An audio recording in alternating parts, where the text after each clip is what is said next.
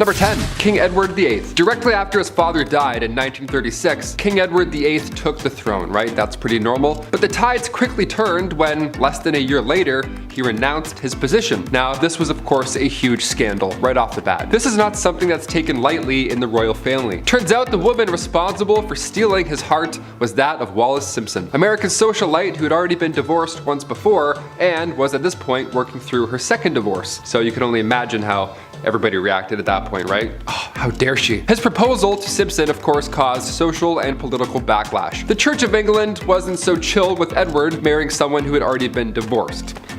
Yeah, they're not really okay with that. So Edward was forced to abdicate. Yeah, he had to, right, for love. Edward and Simpson then tied the knot in 1937, and they stayed together until Edward's death much later in 1972. Sliding into royal DMs right off the hop. Okay, we're in for a treat. Number 9. Dark predictions. Of course, in recent years, the royal family has seen a change that many didn't really expect. When Harry and Meghan chose to renounce their royalty status, speculation began that this could be the beginning of the end for the monarchy. People only fueled their fire with questions, and also, somebody may have called it. Yeah, Nostradamus, he may have predicted this entire event. One of his predictions literally reads, "At the end of the war, the great powers change. Near the coast are born 3 beautiful children. They will ruin the town when they come of age, they will change the kingdom, and they will not see it grow anymore." Now, Harry is only one of 2 children, so I'm not sure if the, quote was talking about him and his siblings, or if it has more to do so with some other royal family members, but either way, there's some people who take Nostradamus' words very, very seriously out there, so I had to include it. Maybe there's something there, I don't know, maybe there's something we haven't quite breaking down yet. That's why we need National Treasure 3, maybe this is the plot. This Spanish family has lurid tales, but are they fact or are they fiction? The Borgias. Originally from Spain, the family became important in 15th century political and religious world. Caesar, the Borgias patriarch's father, was elected pope in 1492 of the titular church of Santa Maria Nova, making Caesar the archbishop and later the cardinal in 1492. Caesar, however, had no interest in religious vocation. He was better known at the papal court for his hunting parties and amorous liaisons and flashy clothes, rather than meticulous religious observations. On the death of Pedro Luis in 1488, the title of Duke of Granda had been handed past him and gone to his younger brother Juan. When Juan was mysteriously murdered in 1497, the rumor gradually spread that Caesar was the culprit. Ambitious and hungry for yet more power, the family included 2 popes, one of which was Alexander, the father of the famous Lucrezia. Her family was perfectly happy to use her as a pawn in their power plays. She entered into several arranged marriages, each one helped the Borgias extend their grip. She's also what inspired the belief that they really kept it in the family. After retiring to Naples after being a professional wife, Giovanni, dubbed the Roman infant, is seen at approximately age 3 for the first time. 2 papal bulls recognize the child as an illegitimate son of first Caesar, her uncle, and then of Alexander, her dad, who probably was the true father. The mysterious origin of the child, as well as her presence at a celebrated night group romp in the Vatican, has been used to support the rumors. You can learn more about this disastrous family in a 3-season TV drama literally named after them, the Borgias. Time to take life insurance policies out. We're meeting the Castro Angel Landing family.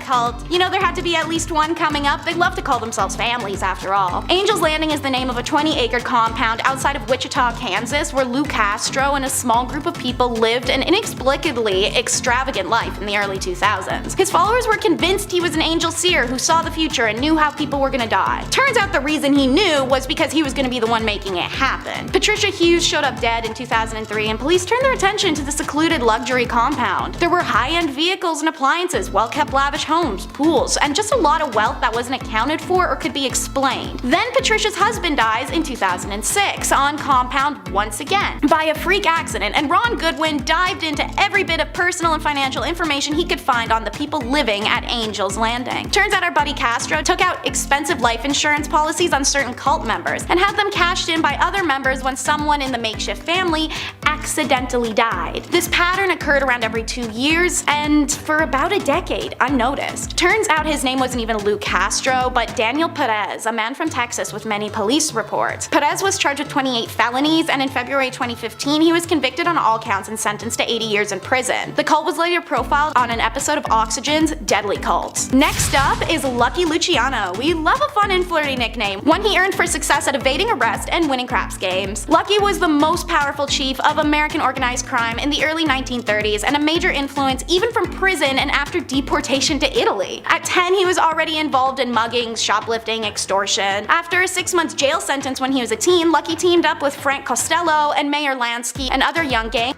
and later New York's rising crime boss Joe Masseria, who he becomes second-hand man to. In October of 1929, he becomes the rare survivor of a one-way ride when he's abducted by 4 men in a car, beaten, stabbed, had his throat slit from ear to ear, and was left for dead.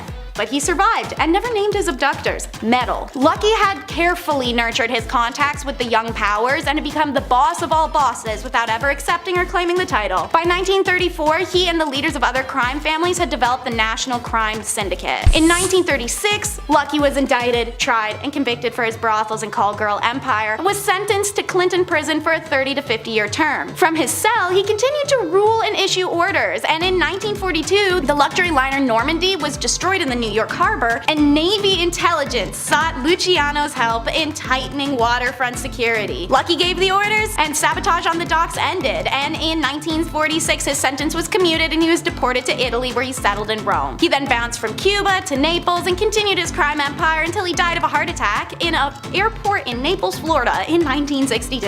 A family gang of 4 so ferocious they have a catchy nickname to prove it: the Benders. The Benders settled in isolated Labette County, Kansas in the early 1870s following the New Spiritualism movement. This is because Kate, in her early 20s, was renowned for performing seances that showed off her psychic abilities at the store inn that the family ran. But this wasn't as picturesque as it seems. Historians are very confident that the Benders, living as a husband, wife, young adult son, young adult daughter dynamic, actually weren't even related, and none of them were even named Bender. Well, it'd be no biggie if it wasn't for the fact so many people who happened to pass through Labette County never made it to their final destinations, including a well-known local doctor, William York. After a community meeting about York, attended by both of the male Benders, it resulted in a search party formation, and it was soon noted that the Bender homestead appeared recently abandoned and full of evidence. Near the table where the guests were served was a trap door, and the foul-smelling hole beneath the door was just full of blood and gross stuff. The ground in an orchard nearby the house has been carefully plowed, but one small section was noticeably indented. The ground was dug up and revealed the decomposed body of Mr. York. 8 more bodies are found, skulls crushed, throats cut. Guests at the inn were urged to sit at the place of honor, which was a curtain dividing the house's rooms. While dining, the guest of honor would be hit in the head with a hammer from behind the curtain, his throat cut, and then his body dropped in the trap door to the cellar, Sweeney Todd style. Their motive, robbery, or the thrill of it, nobody actually knows, because despite a reward and several substantial claims of their capture at the hands of various posses, the Benders appear to have gotten away with it, and their grim story continues to intrigue. One of the few mafiastos to be executed is Louis Lepke Buccialter. Nicknamed Lepkele, Little Louis in Yiddish, then shortened to Lepke, this crime boss was a quiet man for years, managed to avoid public spotlight. In conversations with criminal associates, Lepke preferred listening over talking. He was an overall nice man, appreciated by the community for how he aided his neighbors. He generously compensated his crew members and took them to hockey games, boxing matches, and even winter cruises. He married a widower named Betty and adopted Betty's child from the previous marriage. In the early 1930s, Lepke created an effective process of performing contract killings for the Cosa Nostra mobsters. It had no name, but the press 10 years later called it Murder Inc. The Cosa Nostra mobsters wanted to insulate themselves from any connection to these killings. So, Lepke's partner would relay the contract request from the Costra to Lepke, who would assign it to a street member who had no connections with any major crime family. If they were caught, they could not implicate the Costra members in the crime. They were soon completing jobs all over the country for their mobster bosses, grossing over $1 million in profit per year. Ultimately, Lepke is cornered and forced to surrender after 3 years of hiding when the killing of Joseph Rosen, an informant, goes awry. He's tried for the killing of Rosen alongside 3 other murders, and Lepke is found guilty and sentenced to death. He exhausts his 4 appeals, but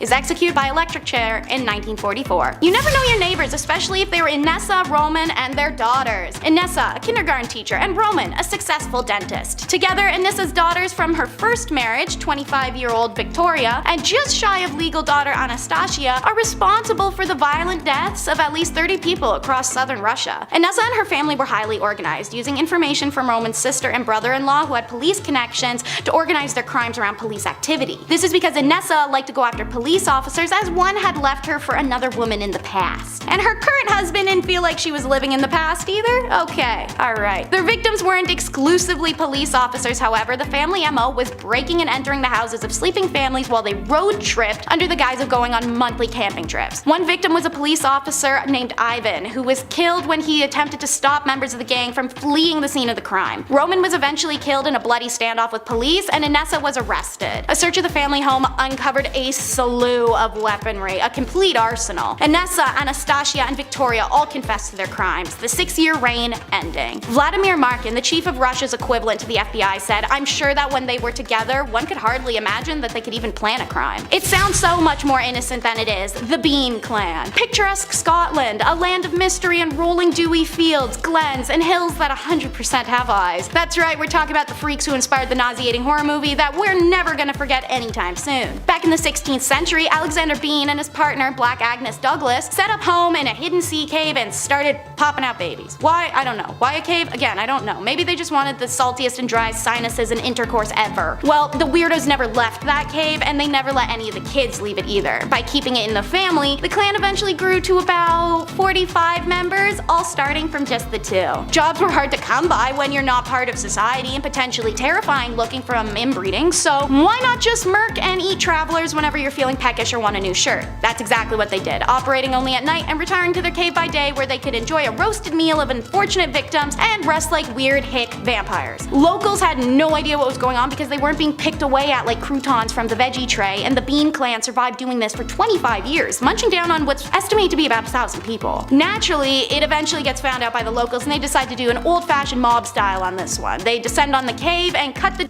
off the men, followed by their hands and feet, leaving them to bleed to death. Everyone else was burnt alive. I'm sure if they could have, these weirdos would have attended their own massacre just to snack on their own cooking remains. And now the most dysfunctional family in history, the Ptolemies. The last dynasty of Greek Egypt.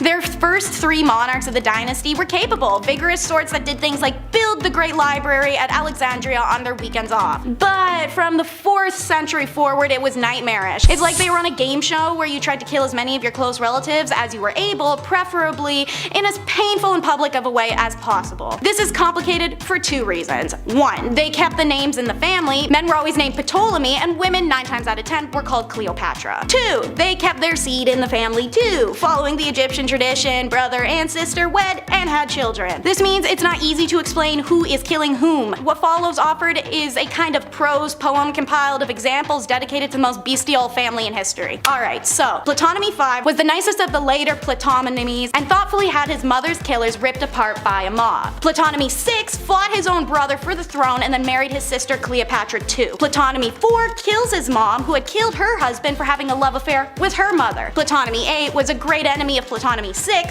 and the probable killer of Ptolemy VII. He also married Cleopatra II and then began an affair with Cleopatra's daughter, Cleopatra III. So Ptolemy VIII had Ptolemy VI dismembered and the pieces sent to the mother, Cleopatra II. I could keep going, like for hours. They burned, cooked, eviscerated, literally anything you can think of, they did to one another. All of this comes down to the bottom of the family tree, Cleopatra VII, the daughter of Ptolemy XII, the famous Caesar-loving, Mark Antony-loving Cleopatra who blew Egypt out of the water. I need a water break after that. Starting off this list in our number 10 spot, we have the Murdochs. With the high profile of this ongoing case, coupled with the fact that Netflix just released a chilling documentary about the story of this family, it is likely that you may already have quite the idea of who the Murdoch family is. Taylor and I have been watching the documentary series. We're past the first few episodes, and man, is this story wild. A few years ago, if someone asked you who the Murdoch family was, you would have likely described them as one of the most powerful families in South Carolina, with a legal dynasty that has spanned for a century. Now, if I asked you that same question, the answer would be a family who had it all: money, money, power, status, but some of the members flew a little too close to the sun, tragedy ensued, and now people have lost their lives and the family has been destroyed. It started back in 2015 with the death of Stephen Smith. It carries on to 2018 when Gloria Satterfield, a long-serving employee for the family, was found passed away after a quote trip and fall accident. These events are both horrible and completely atrocious, but despite the rumors, mysteries, and alleged conspirators of these deaths, things really started to unravel for the family in February of 2019 with the death of Mallory Beach. The young woman met her untimely fate after a boating accident where, allegedly, 19-year-old Paul Murdoch was at the wheel, intoxicated. We could spend hours and hours talking about this family and all of these cases and the conspiracies, but we're short for time, which brings me right to the most recent tragedy. The 2021 killings of that same Murdoch who was driving the boat, as well as the killing of his mother, Margaret. Now, I do believe that people are innocent until proven guilty, but it is important to note that the one on trial for these killings right now is the father and husband to the deceased, Alex Murdoch, the patriarch of the family who is supposed to be carrying on that Murdoch legacy. The stories surrounding this family are horrific, tragic, and a reminder of the dangers that money and power can bring. In our number 9 spot today, we have the Sacklers. This family is the one behind the dynasty of Purdue Pharma, who is best known for producing an exceptionally strong prescription painkiller. Of course, we all know just how big and rich a pharmaceutical company could get, especially one that has been around for quite some time. The company was first created in 1952 by 3 Brooklyn-born brothers, and in the beginning, the company mostly dealt in things like laxatives and earwax removal methods. Soon, things for the company took quite an upwards turn, and before anyone knew it, the family was regarded as one of the most esteemed New York families, but they were also known for their philanthropic tendencies, with their names on museums and hospitals, some of the most famous in the world. You see, the thing is, when they released this painkiller in 1995, it led to them amassing an insane $13 billion fortune. That is obviously incredible, but the trouble came when it was realized that this painkiller wasn't nearly as potent as it was marketed to be, and frequent users would be building up a tolerance to it, meaning they needed to use higher and higher dosages. Viewer,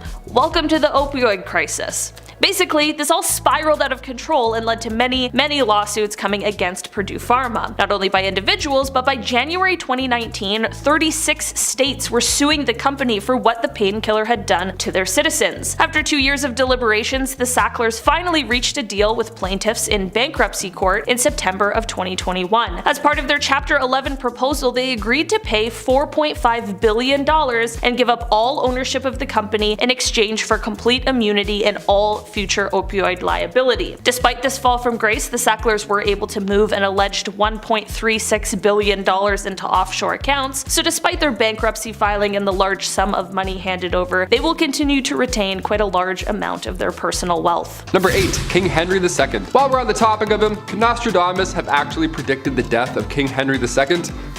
Because if he did, that's pretty curious, I'd say. Never used the word curious in my life, but I'm like, you know what? That's curious. King Henry II was actually a personal acquaintance of the prophet himself. That'd be kind of cool, being friends with Nostradamus. I'd be like, hey, how does Game of Thrones end?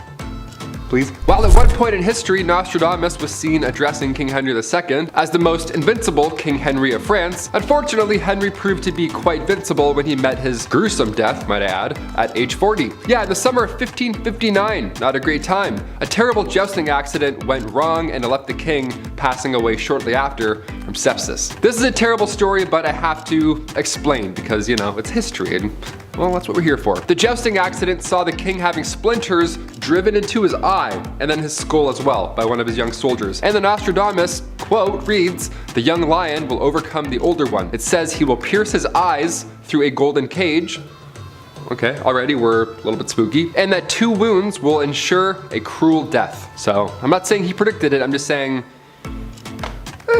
kind of nailed it. Number 7, a fateful turn of events. Queen Victoria, her reign began back in 1837 and it lasted until the Queen's death in 1901. Now at just age 18, Alexandrina Victoria had to rise up to the throne. Had to, right? All these cases, it's like, yeah, they have to do this. She was born, of course, on May 24th, 1819, and Queen Victoria was actually 5th in line when she was born, nowhere near the throne. So right off the bat, it was actually highly unlikely that she would ever see the crown. But one by one, all of her family members began passing away fast. In 4 years, 3 of Victoria's cousins passed away, and then her father and her grandfather both died 1 week apart from one another. So On one hand, obviously it's sad, it's tragic, everyone's dealing with loss so fast. But on the other hand, by time 1830 rolled around, Victoria was only 11 years old, and already she was next up to bat for the throne at 11. Imagine? That's like some ancient Egypt.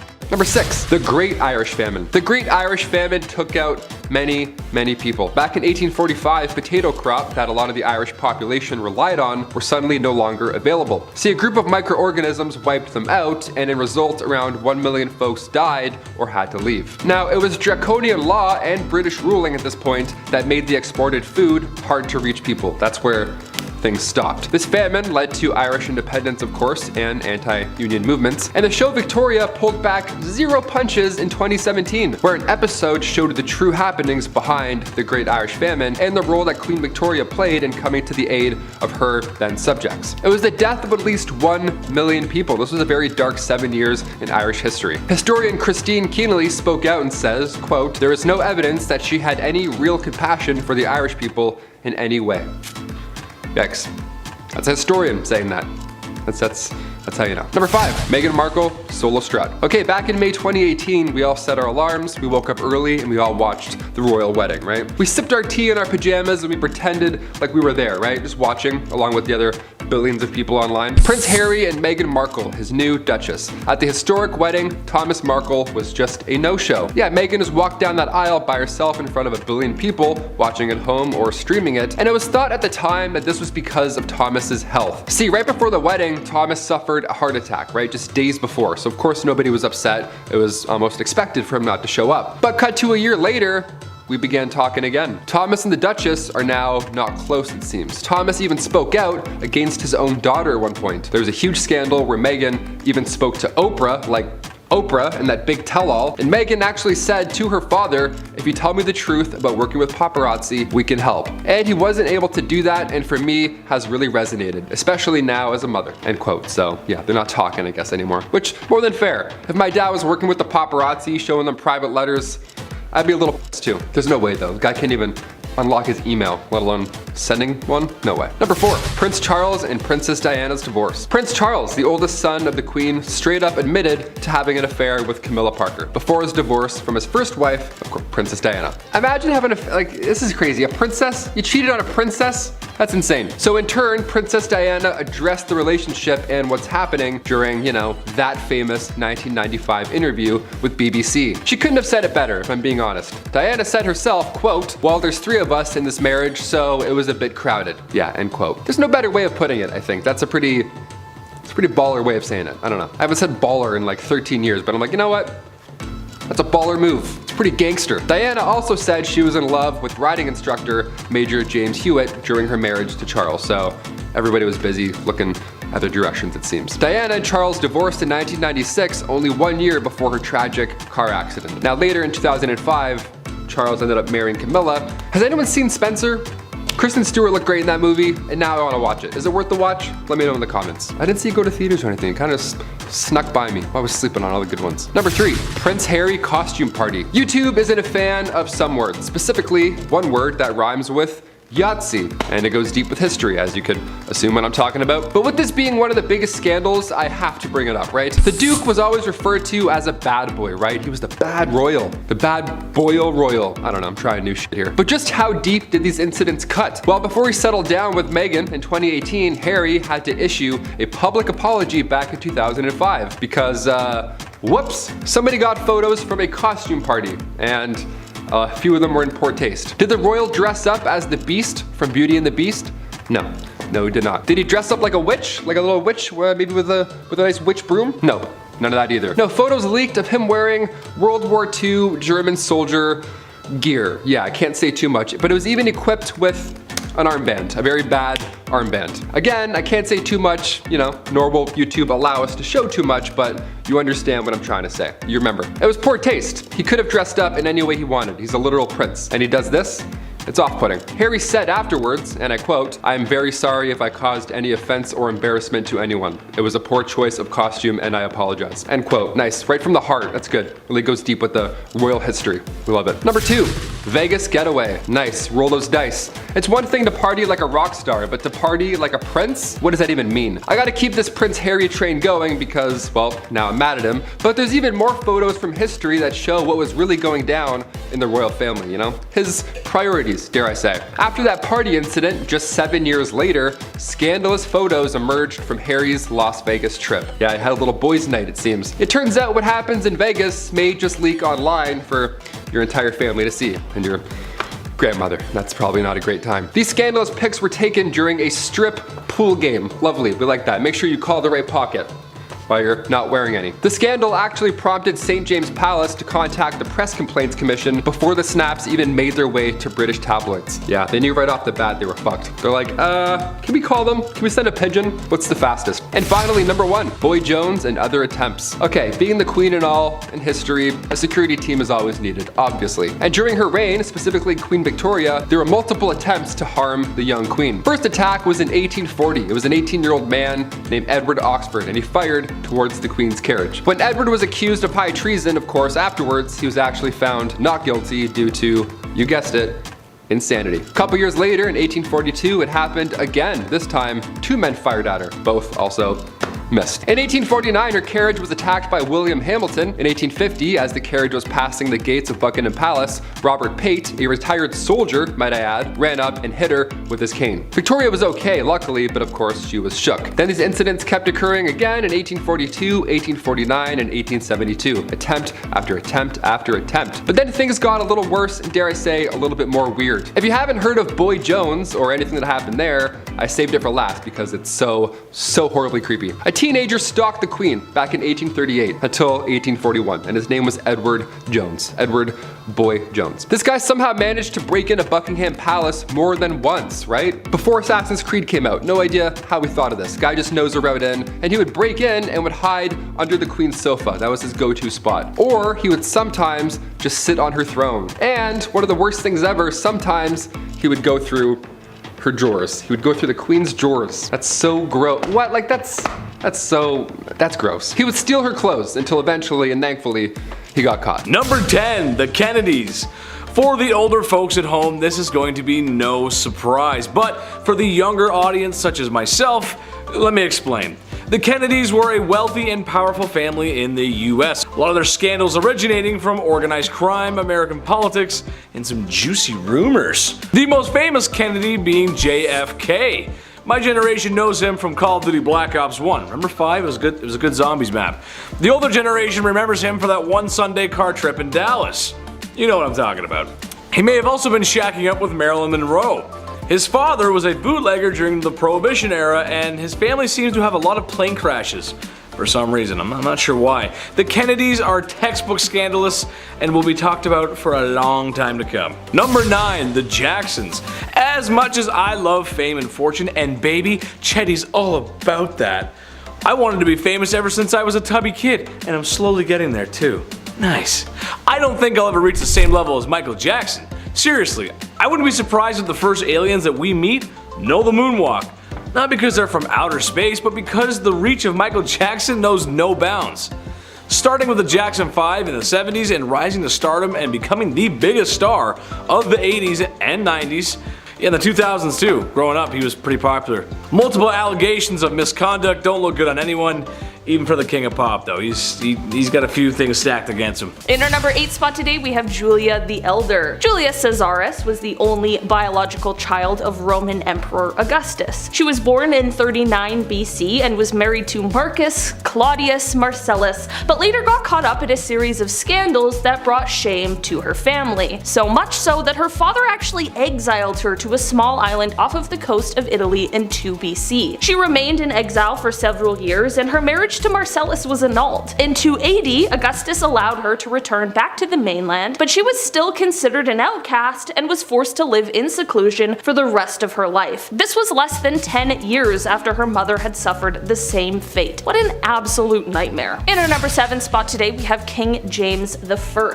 We're taking it back to Scotland in 1425. King James I ordered the death of a powerful nobleman who just also happened to be James' cousin, Murdoch Stewart Duke of Albany, was the grandson of King Robert II and had served as regent for James while he was imprisoned in England. However, once James returned to Scotland, he suspected Murdoch of plotting against him. Murdoch and several of his followers were arrested and killed in Stirling Castle. King James' actions were seen as a ruthless demonstration of his power and authority, and he faced quite a bit of criticism for this harsh treatment. In our number 6 spot today, we have John the Fearless. In 1407, Duke of Burgundy John the Fearless ordered the death of Duke of Orleans Louis I, aka John's cousin. A lot of cousin rivalries in this list. At the time, of course, he was his political rival in the French court, but what is happening? The two men were powerful and influential members of the French nobility, and their feud had been building for quite some time. See, John believed that Louis was a threat to his power, and he had also insulted him publicly, which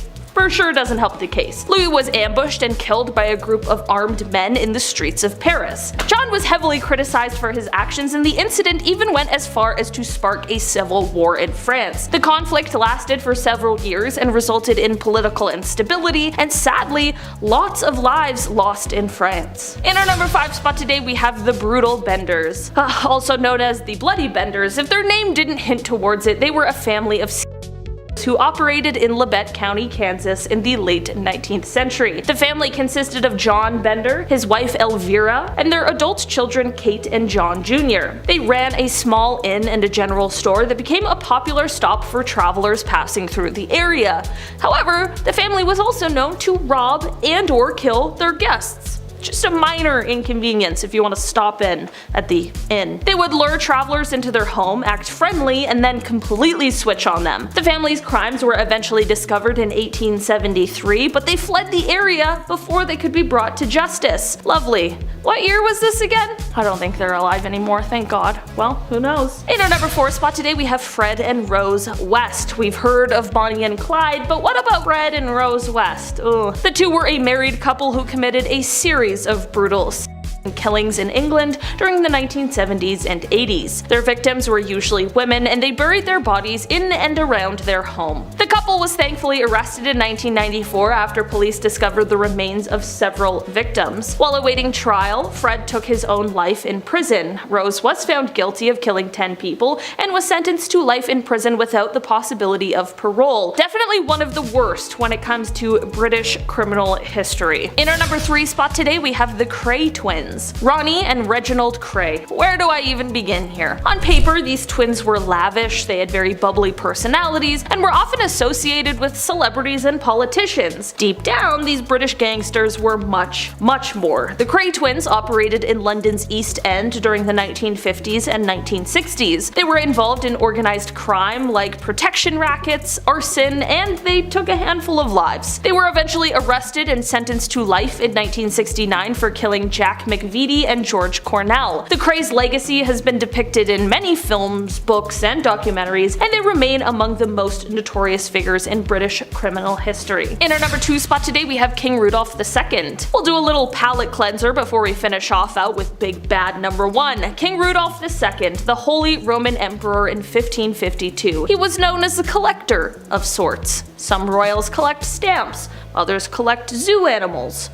Okay. His home was dangerous, to say the least. His castle was home to lions, tigers, and orangutans, so good luck getting 8 hours of sleep. Not gonna happen. He also liked to collect human artifacts. That one's a little bit more jarring than the zoo animals, right? I mean, literally, King Rudolph II had random bones and body parts in jars, all in the name of science. Watch out for the animal droppings and the jars of teeth. Welcome home. King Rudolph II is of course quite important in history as he supported the scientific revolution quite a bit, hence the jars. You know, he also poured tons of money into astrology. He's into the cosmos and the kidneys. What a guy, alright? He's got a lot of interests. In our number 1 spot today, we have Paul Bernardo and Carla Homolka. We'll end on our least favorite Canadian couple, Paul Bernardo and Carla Homolka. They committed a series of brutal and killings in the late 1980s and early 1990s. Their victims included Homolka's sister, as well as several other young women. Absolutely disgusting. Bernardo was known for his inhumane acts in Scarborough. He even had a nasty nickname for them before his true, even more disgusting identity was revealed. The couple has since been dubbed the Ken and Barbie killers due to their Wonder Bread appearance. Homolka had made a plea with prosecutors testifying against Bernardo in exchange for a reduced sentence. Meanwhile, Bernardo was eventually convicted of several charges and was sentenced to life imprisonment without the possibility of parole. Hashtag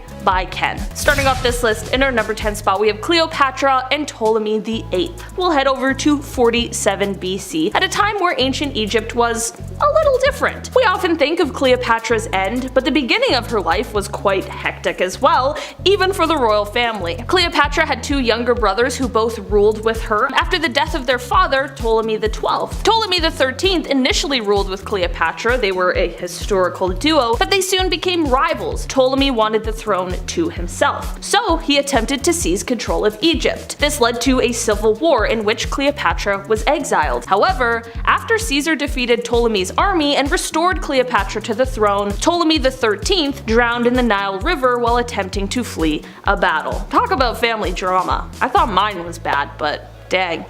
In our number 9 spot today we have King Henry VIII. Henry's marriages were significant in the history of England because they played a major role in the English Reformation and the establishment of the Church of England as a separate entity from the Catholic Church. Yeah, a few of those family scandals ought to do it. Catherine of Aragon, Henry's first wife, he quickly divorced after she failed to produce a male heir. Anne Boleyn, Henry's second wife, who he of course married immediately after his divorce from Catherine, a little sketchy, well, she was later accused of adultery and treason and lost her head. It wasn't good. Jane Seymour, Henry's third wife, gave him this long-awaited male heir, Edward VI.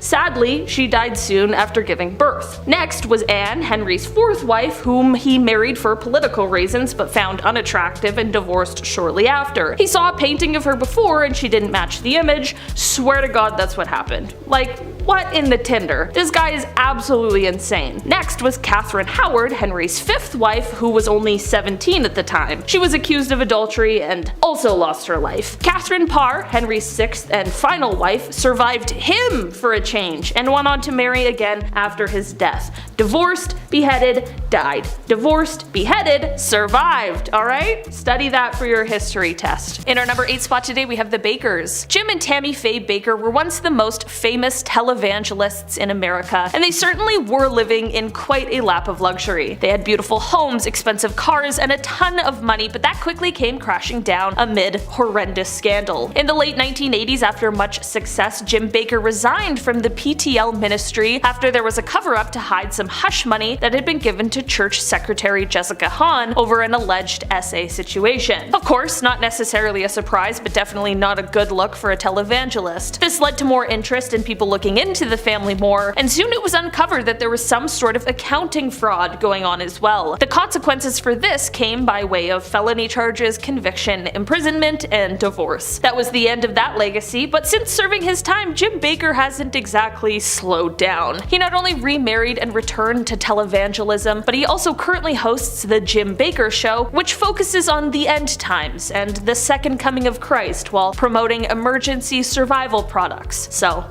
that's interesting. In our number 7 spot today we have Prince Sado. Born in 1735, Prince Sado was the heir to the Korean throne, but unfortunately he would go on to suffer from extreme mental illness and delusions. Thankfully for historians and those of us interested in history, the wife of the prince created memoirs, and in them she detailed the horrifying things that happened next. The prince began to kill. He began to hurt and torment people. He basically turned their home into a house of horrors. The prince also endured some pretty horrific treatment from his own father, which of course is not an excuse for the things he did, but it definitely did not help the scenario. Eventually, the family had enough and realized that his behavior would go on to ruin the name of their family forever, so something needed to be done. At the time, tradition stated that if the prince were to be executed, his wife and child would also need to be, but everyone thought that maybe that was a bit too far. Why should they have to pay for his crimes? This led to the king coming up with quite the bizarre workaround for this. On a hot day in July, the king forced the prince to step into a rice chest, which was then locked behind him. This acted as a way to make it seem like he had caused his own death, which is said to have occurred just a few days later. In our number 6 spot today, we have Don Carlos. This little troublemaker never made it to the title of king, but he sure was a little too close for comfort when you hear about the kinds of things he was doing. Carlos was the Prince of Asturias in the mid-1500s, as he was the eldest son of King Philip II of Spain. It is said that Carlos may have had some troubles right from birth, which many believe could be due to inbreeding that was common in the family at the time. Descriptions of his behaviors, though, are far worse than what anyone could have expected. It is said that Carlos did horrible things like hurting or taking the lives of animals for fun. Nowadays we call that a huge warning sign for potential killers. Back then it was like, I don't know.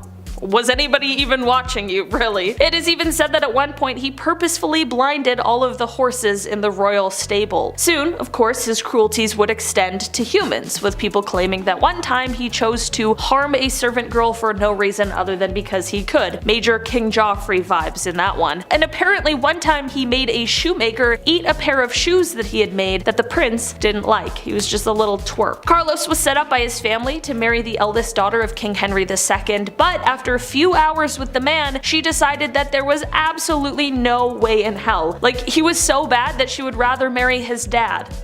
Which she did in 1560. In the end, Carlos was found to be plotting to take out his own father, which landed him in prison in solitary confinement, where he passed away 6 months later. In our number 5 spot today, we have Prince John. It is said that this may be one of the darkest secrets of the British royal family. Prince John would have been the uncle of Queen Elizabeth II, but he passed before she was born. Prince John was the 6th child of King George V and Queen Mary, and it is said that he suffered from seizures, likely as a result of epilepsy, although it's hard to diagnose for certain because of all of the secrecies surrounding him and his illness. From the age of 4, when he had his first seizure, until his untimely and very early death, Prince John lived in a separate estate where he was cared for by a governess. Many people have since criticized the royal family, calling their treatment of Prince John as callous or inhumane, like they were hiding him away for being ill. Of course, the palace was concerned with the monarchy's public image, and there was a belief at the time that royals shouldn't have any physical or mental ailments, although that is of course impossible. They also didn't include him in public events, which could have been another image thing, and also perhaps because of a worry that he might have a seizure at one of these events. At the end of the day, it was definitely a different time, but the idea of excluding him because he was ill truly is a really sad thought. In our number 4 spot today, we have Marguerite and Blanche of Burgundy. This is a royal scandal that took place all the way back in 1314, and it starts off with the daughters-in-law of King Philip IV of France.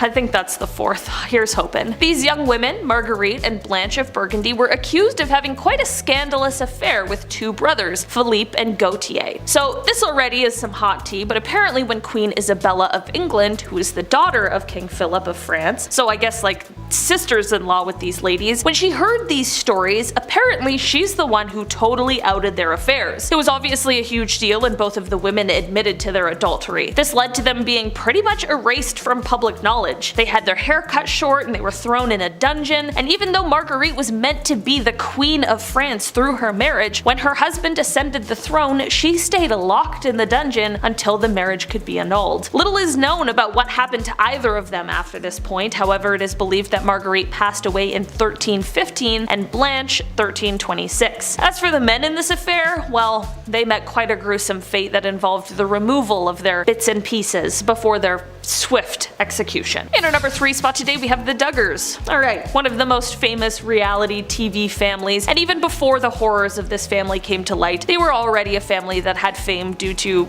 quite a strange reason. If you're unfamiliar with who the Duggars are, you might be more familiar with the show that they used to have on TLC titled 19 Kids and Counting. Yeah, the show ran on TLC for 7 years until it was cancelled in 2015, and the show featured, well, the Duggar family. The family consisted of parents Jim Bob and Michelle Duggar and their 19 children, 9 daughters and 10 sons, all of whose names begin with the letter J. It was an interesting time, and they seemed like this huge, happy, religious family, but in the years since the cancellation of the show, some horrifying things came to light. Initially, the reason that TLC suspended and then subsequently cancelled the show is because it came to light that the eldest son in the family, Josh, had done some horrible things and acted violently, horrendously, and inexcusably against a number of girls, even some in his own family. Due to the popularity of the show before these serious stories came to light, there was a spin-off show that was created titled Counting On. This show first aired in December 2015 and stayed on the air for a surprising number of years before it was pulled, and the family yet again found themselves in the center of a scandal that had to do with Josh. This time he was caught in possession of a certain kind of tape that no one should have, and that should not even exist at all. I can't say which kind of tape, but just know it's the worst of the worst. These are, of course, some of the worst scandals that have surrounded the family, but truly, it's only a drop in the bucket of the many stories surrounding them. In our number 2 spot today, we have King Juan Carlos. The former King Juan Carlos of Spain, when he first ascended the throne in 1975, was highly looked upon. He was said to be bringing a new age for the country, an age of democracy. His reign lasted for quite a while, but by the time 2014 rolled around, he was forced to abdicate the throne. This was due to a few reasons. Firstly, his public ratings started to plummet after word spread of him being a bit of a womanizer and after an explosive affair, but also because of a lavish elephant hunting trip he took in the middle of an economic collapse. Okay? Fair enough, I can see why people were getting their guard up a bit. So the king abdicated the throne in favor of his son Philippe, who sits on it to this day. During this time, however, the scandals in the family weren't only to do with Juan Carlos. In January of 2014, another of his children, his daughter Infanta Cristina, was charged with tax fraud. She has since been acquitted, that happened in 2017, but she was stripped of her title as the Duchess of Palma de Mallorca, and this whole deal had her leaving Spain and moving to Switzerland. The drama doesn't end here, however, because her husband actually was convicted in the case with charges that included embezzlement, fraud, and tax evasion, and he received prison time in 2018. In the end, none of the fraud charges have ever been linked back to the former king, but this entire debacle did cause the former ruler to move out of Spain. With his move came a letter, part of which read, quote, "Guided by the conviction to perform the best service to the Spanish people, their institutions, and you as king, I am communicating my thoughtful decision to move at this time outside of Spain. A decision I make with sadness, but with great serenity. I have been king of Spain for almost 40 years, and during all of them I have always wanted the best for Spain and for the crown." In our number 1 spot today, we have the Rothschilds. This family is easily one of the most, if not the most, powerful family in the modern era. In fact, it is said that most of us in the Western world don't even realize the impact this family has had on our lives, as our consumer-driven lifestyle is definitely directly related to the monetary systems this family put in place. This would include the United States Federal Reserve. Because of this insane amount of money and power that this family has held for over a century, there are plenty of conspiracy theories going on surrounding them. The conspiracies run deep, and they go quite dark. They touch on everything from assassination attempts, some successfully completed on sitting presidents, to heinous World War II agendas that would have benefited the family. Of course, they are conspiracies, so no one is quite sure which of these secrets, if any, are true. Even still, the stories and speculations swirl today, waiting for some piece of evidence to maybe bring them to light. So to start, it's Genghis Khan. That's probably the most obvious start in this case. Good old Genghis was the ruler and emperor of the Mongol Empire, the largest empire in history. How did he do that? Well, even if they were outnumbered, which they usually were, the Mongols were masters of tactical and psychological warfare. They always had one-time offer for any city or civilization they came across. If this people in the town surrendered, the Mongols would treat them well and allow them the fruits of a secure world. They had considerable personal liberty, religious freedoms, and overall more rights. Once the Mongols were empowered, their land was safe and well controlled. If, however, the people resisted the Mongol advance, they and their cities would feel the full fury of the enraged invaders. The Mongols were violent, decapitating a path from the west shores of the Black Sea to the Pacific. Some experts calculate that fully 11% of the world's population died because of the Mongol expansion. He died in 1227 himself after defeating the Tanguts, and he left his successor and sons to handle everything. Don't think they're any better, however. His grandson told the Pope that he'd only protect Christian pilgrimage to Jerusalem if the Pope brought every king of Christendom to Khan to swear fealty. And his son committed one of the worst Mongol atrocities recorded against the Oryats. So I could go on, but we got more freaks to talk about. Your takeaway is don't mess with a Mongol. Ed Hardy fans, you'll know this one, the Craze. Dramatized in the 2015 movie Legends, these identical twins are unique in comparison to other criminal empire leaders. They ruled East End London with an iron fist during the swingin' 60s. Their criminal empire depended on robbery and protection rackets to thrive. The Craze and their associates would ensure compliance by readily resorting to arson, assault, and killings. The fear they inspired stopped even the most cowardly of snitches from saying a peep. They operated out of a nightclub and they were familiar figures on the street. But the streets are different during the day, and surprising to many, ordinary people who were untouched by the Craze business interests actually revered them. They acted as a sort of local authority, helping people with their problems, debts, hurtful spouses, or failing homes. They guaranteed safety on the street and delivered it. It wasn't even just the ordinary people that admired the Cray brothers, but celebrities and politicians too. The police arrested them in 1968 after Ronnie's mental decline, caused by his refusal to take medication, led to the operation to make some sloppy mistakes. AKA, he literally killed 2 people at separate public events. 2 occasions, guys. Ronnie was sent to a high-security psychiatric facility due to his instability, but also his homosexuality. Unfortunately, that's how the times were. He died in 1995 while his brother died in 2000, 5 weeks after authorities released him from prison on a compassion ground for his terminal cancer. Number 8. The Trumps. The billionaire extraordinaire turned POTUS is not shy from scandal. And I'm not talking about during his presidency either. I ain't gonna touch that. Some younger folks may not remember Donald Trump from the 80s and 90s, where he was arguably more famous. After getting a small loan of $1 million, built his real estate empire and perhaps broke a few laws and or using legal loopholes to get what he wanted. I mean, could you really trust the guy that slashed his name on everything? Trump Hotel, Trump Airlines, Trump Board Game. And that's just him, I guess. Number 7, the Rockefeller. Donald Trump might have been a billionaire or the most famous billionaire, but I still think J.D. Rockefeller takes the cake. And his family, actually. A little history lesson here. Rockefeller, in a nutshell, was the first modern billionaire. Bruce Wayne, Tony Stark levels of wealth. Seriously, he was pretty rich. When oil and gas became big business in the late 1880s because Industrial Revolution, cars, we need oil, his company, Standard Oil, slowly rose up until they had a monopoly on the oil industry. By cutting out middlemen and cornering the market, he amassed billions. Today, adjusted for inflation, his pockets were lined with a very healthy $23 billion. Say it again, $23 billion. That was all the way back then. Way before Elon Musk, Bill Gates, and Buffett did it. I wouldn't mind $23 billion myself. Sounds good, right? Oh, all the McDonald's I could have. Oh yeah.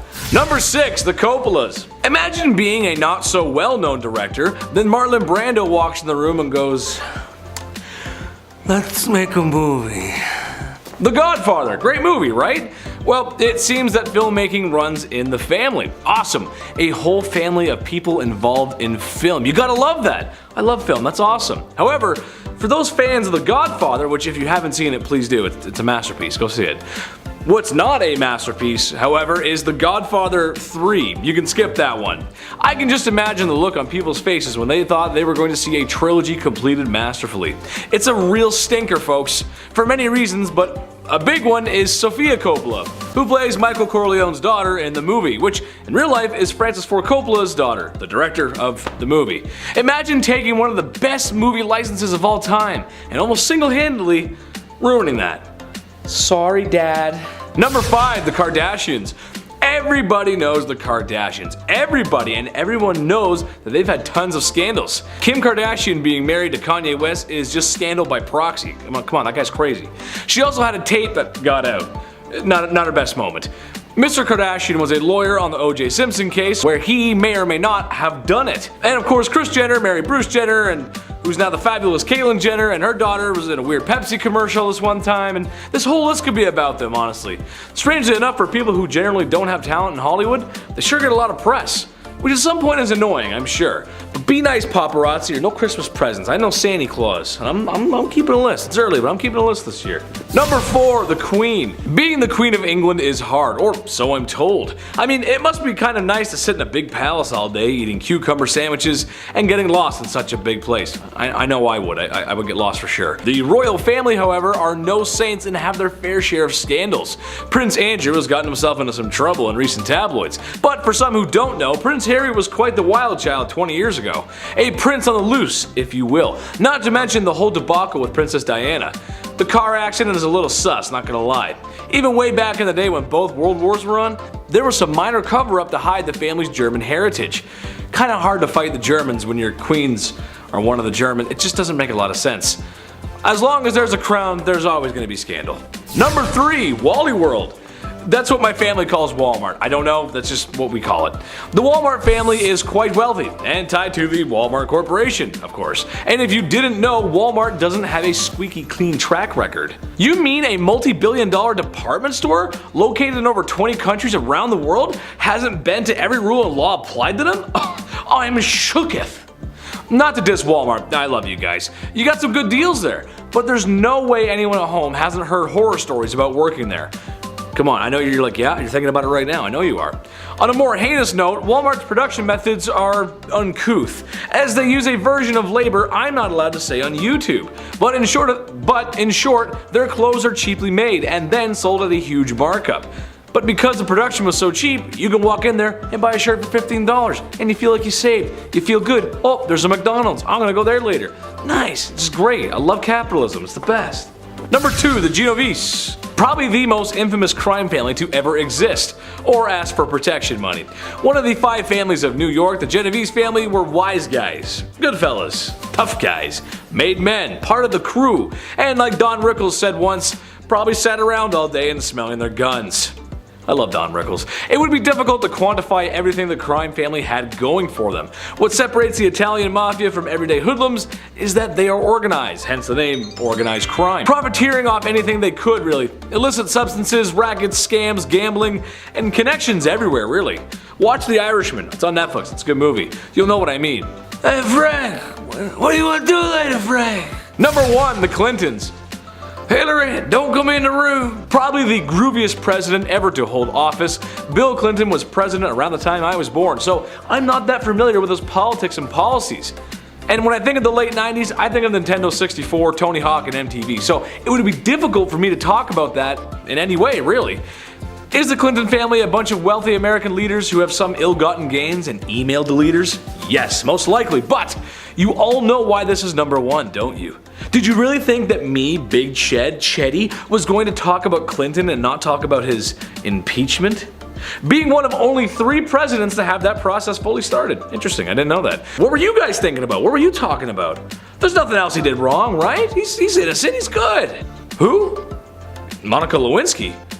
Who's that? She did what with his what? Starting off this list in our number 10 spot, we have the Kensington System. Queen Victoria's reign began in 1837 and it lasted up until her death in 1901. She was just 18 years old when she found herself on the throne, and it was all by chance, as she was actually 5th in line when she was born. This is all stressful enough, but certainly one of the worst parts of her upbringing was being brought up under the Kensington System. This basically all started when her mother, Duchess Victoria of Kent, created this system in order to control her daughter, literally just isolated her away from all of her friends and even from other family members, and apparently this was done to keep her quote-unquote pure. The Duchess would monitor her every move, she would decide who she could see and who she could speak to, and Victoria only had 2 friends she could play with growing up, one being her half-sister and the other being her mother's attendant, Sir John Conroy. Victoria was even forced to share a room with her mother until she was queen. She couldn't even walk down the hall by herself. In the end, Victoria placed a lot of blame on John Conroy for manipulating her mother. She even called him the demon incarnate. In our number 9 spot today, we have the royal affairs. There have been many rumors over the years about the royal family and their extramarital affairs. Okay, I'm not saying it's a tradition, but it happens a lot, and I'm saying this goes way back. So far back that one of the first accusations of this within the royal family dates all the way back to Henry VIII and Anne Boleyn. Since then, it has only continued with people such as Princess Margaret and Peter Townsend, Princess Anne and Commander Timothy Lawrence, and of course King Charles and Queen Consort Camilla, just to name a few. The latter of those definitely being the most famous, especially when the now king was confronted about it by his wife at the time, the beloved Princess Diana. Apparently, King Charles responded to the confrontation by saying, quote, "Well, I refuse to be the only Prince of Wales who never had a mistress." Maybe not the attitude to keep when you're speaking to your wife, who you're cheating on. I don't know. Guess I'm just not royal enough to get it. Number 8, Cray Twins. In some parts of the world, having twins was considered a rare commodity, and in 1933, during a time where having children, let alone twins, was a prized rarity. Their mother, Violet Ann Lee Cray, was particularly given a slight celebrity status when her twin boys not only survived in their infancy but also were able to survive towards adulthood. Their mother, Violet Annie Lee Cray, was particularly given a slight celebrity status when her twin boys not only survived in infancy but also were able to both be able to survive towards adulthood. Some might even speculate their mother planted seeds of malignant narcissism the twins would later display as adults. Born Ronnie and Reggie Cray were noted as one of the most dangerous twins in London. The twins formed an organized crime gang called The Firm, and these gangsters were particularly active in London, England in the 60s. They were so dangerous due to their massive extortion rackets, armed robbery, arson, protection rackets, gambling, and cold-blooded killings of rival gang members. That's when they were arrested on May 8, 1968. Ronnie ended up being filed as a certified insane person and was committed to a hospital. As for his brother, Reggie was released from prison on compassionate grounds. Both died 5 years apart from the other. Number 7, the Gonzalez Sisters. The four Gonzalez sisters ran a successful business from 1945 until the police closed it down in 1964. So what was the business? Adult work. Rancho El Angela was a brothel in the Mexican state of Guanajuato and acted as the center of the sisters' large-scale adult work network. The women who worked for the sisters often did not so voluntarily. The Gonzalez sisters, the Gonzalez family, had kidnapped some, while others answered advertisements for housemaids. When the women arrived to the brothel, the sister would often force and inject illegal substances on those who were reluctant to provide the services that the sisters demanded. When the girls became unable to or reluctant to work and satisfy their clients, the sisters then killed them. If a client turned up with a lot of money, he too might end up dead and his cash stolen. When police raided the property, they found the bodies of 80 women, 11 men, and various fetuses. Ugh. There were probably many more victims who remained undiscovered, and the Mexican court sentenced the sisters to 40 years in prison. Guinness World Records even named them the most prolific murder partnership ever. Number 6, the Harp Brothers. Here's another pair of siblings for you, the Harp Brothers. Mecca and Willie terrorized settlers in the remote, sparsely populated territory west of the Appalachian Mountains immediately after the American Revolution. The brothers had stayed loyal to the British Crown during the struggle and may have decided that they had better moved west after the American victory. They survived by robbing and killing the settlers who were beginning to cultivate the area and appeared to have thoroughly enjoyed the killing part. It wasn't long, of course, before the vigilantes started to bring the brothers to justice, as Mecca died of his wounds, and when a posse caught up with them in 1799, Willie escaped, but the authorities captured and had him sent to the gallows in 1804. They were considered America's first serial killers of this time. Number 5, the Bloody Benders. Running an Airbnb seems like a lot of work, especially when you're trying to make sure your guests and yourself are happy with the accommodations. You got your nice bed and breakfast, and oh, of course, a nice dinner where the host comes up from behind you and smashes you in the head with a sledgehammer. Oh wait, no, that's not a good idea, actually. Yeah. In 1870s, travelers headed west on the Great Osage Trail may find themselves in a cabin made by the Bender family in Labette County, Kansas, and eventually they would find themselves dead and gone by the family's unexplainable reasons to commit crimes. To be honest, officials still don't know why the crimes were done the way they did. They actually suspected robbery, but most of these travelers weren't even wealthy. Maybe in some sadistic manner, the families just felt like it. But either way, before the locals got suspicious, this family disappeared around the same time another family called the Kellys surprisingly were new in town. Number 4, the Borgias. Originally from Spain, this family became so important in the 15th century political and religious world. Ambition and hunger for yet more power, the family included 2 popes. Lucrezia is probably the best remembered member of the family, as she was the daughter of Pope Alexander, and her family was perfectly happy to use her as a pawn in their power plays. She entered into several arranged marriages, each one helping the Borgias extend their grip. Kind of like in the movie Get Out by Jordan Peele, where they use Rose to get their new vessels for whatever it was that they were doing. Contemporaries often portrayed the extended family as ruthless, a family that would stop at nothing in pursuit of its own ends, and by the time the Alexander papacy ended, people suspected them of adultery, theft, bribery, and breeding, and morally injuring people. Whether or not these situations were true, historians do suspect it might have been conspiracies made by jealous rivals. Number 3, the Bean Clan. Spoiler alert, if you watch Attack on Titan, you might know the scene where Hanji had 2 titans in her custody named Swanee and Bean. Well, those names were actually based on a real family, the Bean family, and their head, Swanee. Although his name is actually Alexander Bean, him and his wife in the 16th century set up a nice little home and abode in a cave by the countryside of Scotland. In their little sea cavern, they produced up to 45 children who were also some a produce of inbreeding. And by that point, they figured they couldn't just hunt for omega-3s by the seas, they needed to resort by some other ways to provide excellent nutrients. So they began tricking, trapping, and kidnapping travelers and dipping them into homemade ranch dressing. That's right, they ate people, and they survived by eating people. The clan only operated at night, and when they returned home to their little caves is where they could eat the roasted man or woman. The locals didn't know this was a thing, and for 25 years the clan survived and ate up to 1,000 people. The family was tracked down by authorities and all died under their custody. The tale of the Bean clan only appeared in a Newgate calendar in the 18th century, and its publications always highlighted awful crimes to educate its readers. However, this was the same type of publication that had the same notoriety as a fake news forum. Number 2. Fred and Rose West. Ever see someone at the bus stop and thought they were really cute but also thought, hey, you know what, they'd be a great accomplice for a lot of crime? And that's what happened to Fred and Rose West. The two serial killers met at a bus stop and somehow created a relationship with one another. From 1971 to 1987, the couple would sought out female victims in Gloucestershire, England, and after tormenting and eventually slaying the victims, they would bury them in their cellar. Earning the name the House of Horrors, among the many victims was actually Fred's daughter. By 1994, the law finally caught up with the couple and Rose was convicted up to 10 of the crimes and sentences to life in prison. Meanwhile, her cohort, Fred, took his own life before he could be convicted. When he did die, he did confess to 30 of the victims he tormented, which unfortunately might be even speculating that there's probably more victims left undiscovered. Number 1. Sackler family. The Sackler family is an American family who owned the pharmaceutical company and have faced lawsuits regarding overprescriptions of addictive pharmaceutical drugs including OxyContin. Purdue Pharma has been criticized for its role in the opioid epidemic in the United States, and they have been described as the most evil family in America and the worst drug dealers in history. They were often cited as early pioneers of medication techniques which ended the common practice of lobotomies, and were also regarded as the first to fight for racial integration of blood banks. In 1996, Purdue Pharma introduced OxyContin, a reformulated version of oxycodone, in a slow-release form.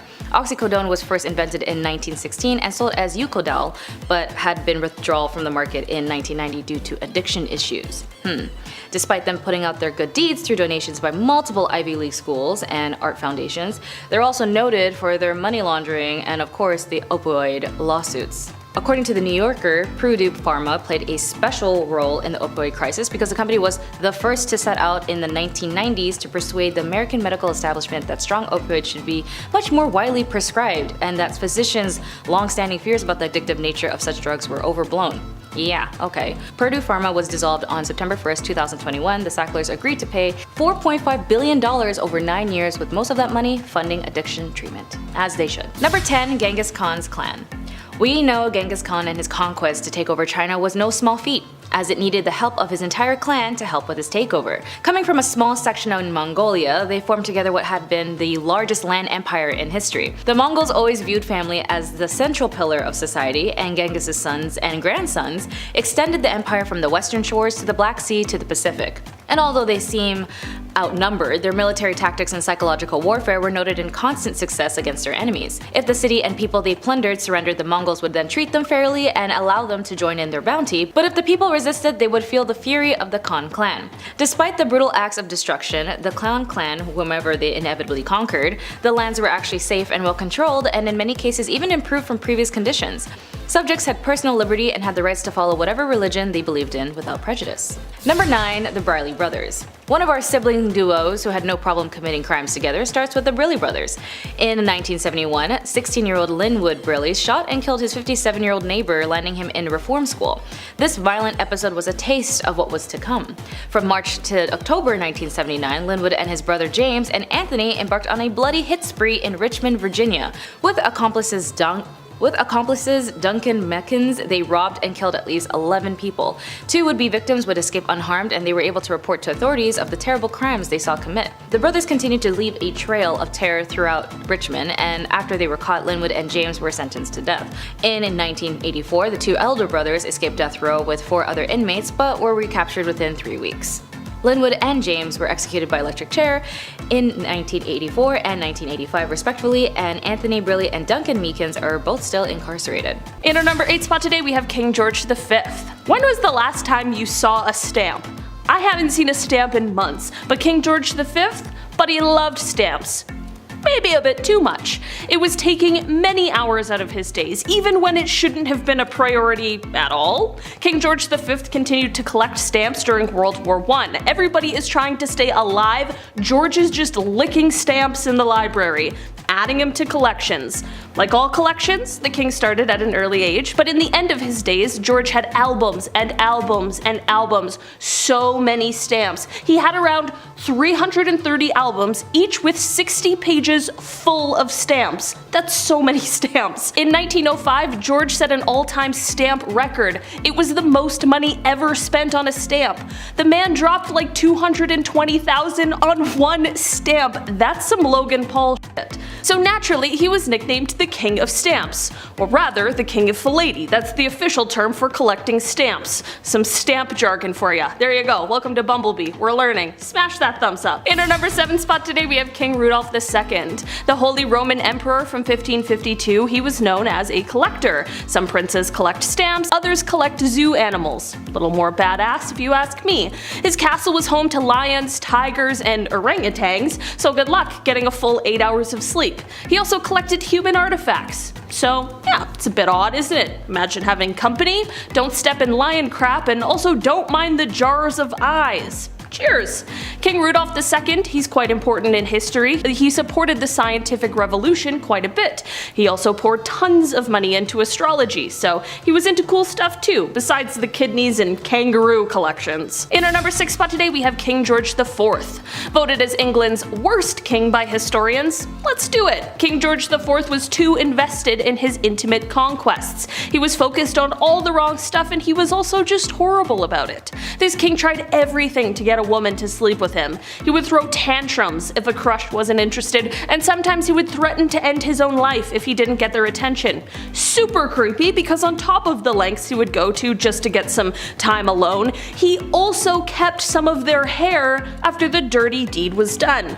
Yeah, he would ask everybody he slept with for a lock of their hair. Back then it was kinda common for lovers to keep locks of each other's hair, but George's collection was alarming because of just how many locks of hair there were. After the king died, his brothers found 7,000 envelopes, each with a lock of hair. Just envelopes of hair. The collection was, quote, enough to stuff a sofa.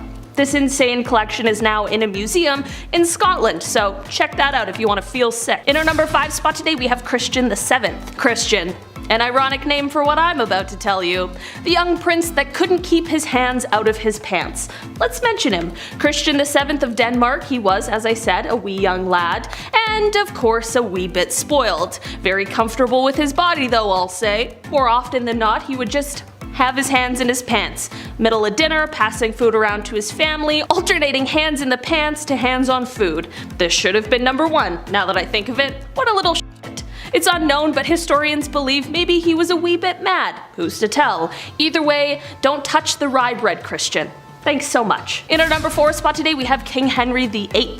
Of course, we have to talk about Henry VIII. He's pretty bad. Henry VIII was the King of England from 1509 to 1547. He's been married a handful of times, and they all went south. When Henry married Catherine Howard, he was 49, and Catherine was a lot younger. Classic 1500s stuff. After the two were married, Henry was not the same as he was when they had met. He had since received a nasty jousting wound to the face, was gravely overweight, and never wanted to do anything with Catherine. So Catherine, of course, just wanting some shred of a life, and being, again, quite young, decided to look for love. Well, God forbid.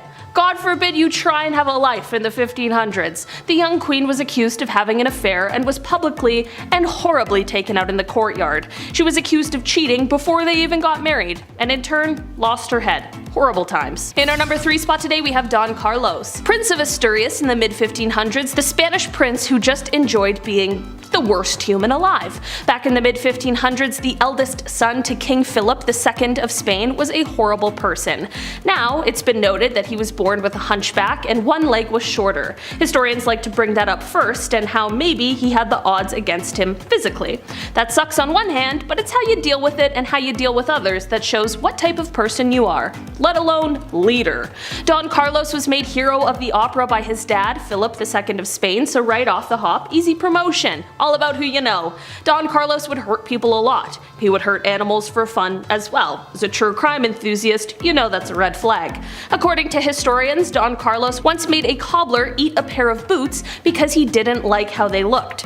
He made somebody eat a pair of boots. We're not gonna feel bad for Don Carlos on Bumblebee today. No sir, he was set up to marry Elizabeth of Valios, the eldest daughter of King Henry II, but after a few hours with the man, she decided there's absolutely no way in hell, so she married his father instead, King Philip, in 1560. In 1564, a few brides were lined up for Don Carlos: Mary Queen of Scots, Margaret of Valios, and Anne of Austria.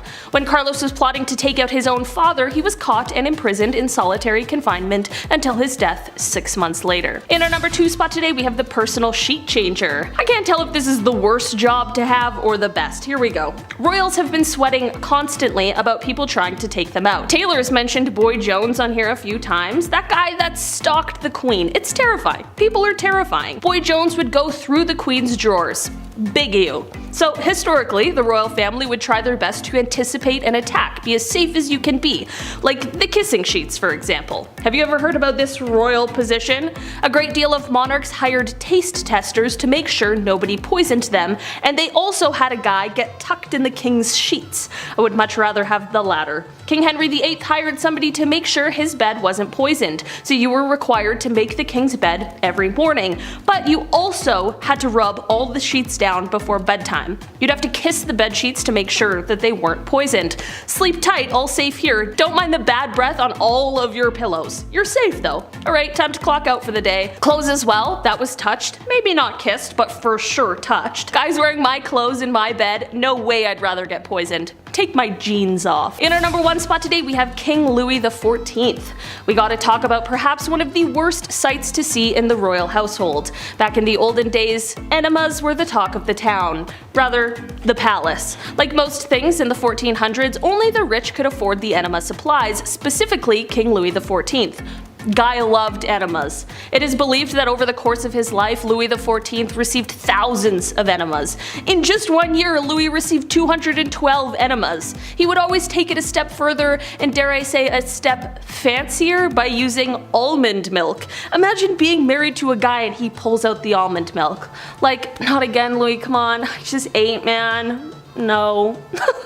Starting off this list, in our number 10 spot, we have King Henry VIII. We'll start off this list with some 1500s dating drama. I love it. The 4th wife of Henry VIII, Anne of Cleves, was married to King Henry for 6 months. It was seen as quite strategic, actually. See, Henry's chief minister convinced him to marry one of the sisters of Germany's duke, either Anne or Amelia. So in order to decide, Henry requested that Hans Holbein, famous painter, travel all the way to Cleves to paint a portrait of each sister. This is like ancient Tinder. It's wild. This man compared portraits for a few days and then finally chose Anne because every man praiseth her beauty. He even compared her to a silver moon. I've never heard Taylor compare me to the silver moon, so it seems like he's gotta step his game up. So eventually a treaty was signed, and a few weeks later Anne arrived to England. Henry was beyond upset because when she arrived, she apparently looked nothing like the portrait. How horrible is that? It's 6 AM, you just met your new husband after traveling upriver by barge, and the dude has the audacity to say you don't resemble a Victorian painting. Awesome! He even tried to stop the wedding, but it was too late at that point, so they had to follow through. Imagine still having to follow through. On January 6, 1540, their marriage was official, but soon after, Anne gladly accepted the divorce, then lived as the king's sister peacefully until her death in 1557. Historians believe that it was cancer. In our number 9 spot today, we have King James. Before I dive into this one, guys, don't forget to hit that thumbs up if you're enjoying the video. It does really help us out. Not to be confused with LeBron James, this is a different king. In an official 16th century medical book, the actual medical advice at one point was to not bathe. Quote, "Use not baths or stews, nor sweat too much, for all openeth the pores of a man's body, and maketh the venomous air to enter, and for to infect the blood." First of all, huh?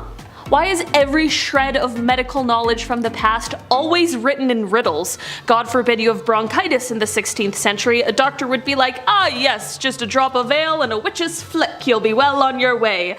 Like, bro, I have pneumonia. Please help me. They thought that taking a bath would make you sick, so King James IV apparently just never took a bath, and his hygiene was so bad that he would sometimes pass on lice to others just by being in the same room as them. Even if he was in a room hours prior, but he would give you lice. Doesn't help that the guy had long hair. Guy's got Steven Tyler hair. It's like a lice lunchroom in here. Lice would emit off of this man. Margaret Tudor was married to King James IV.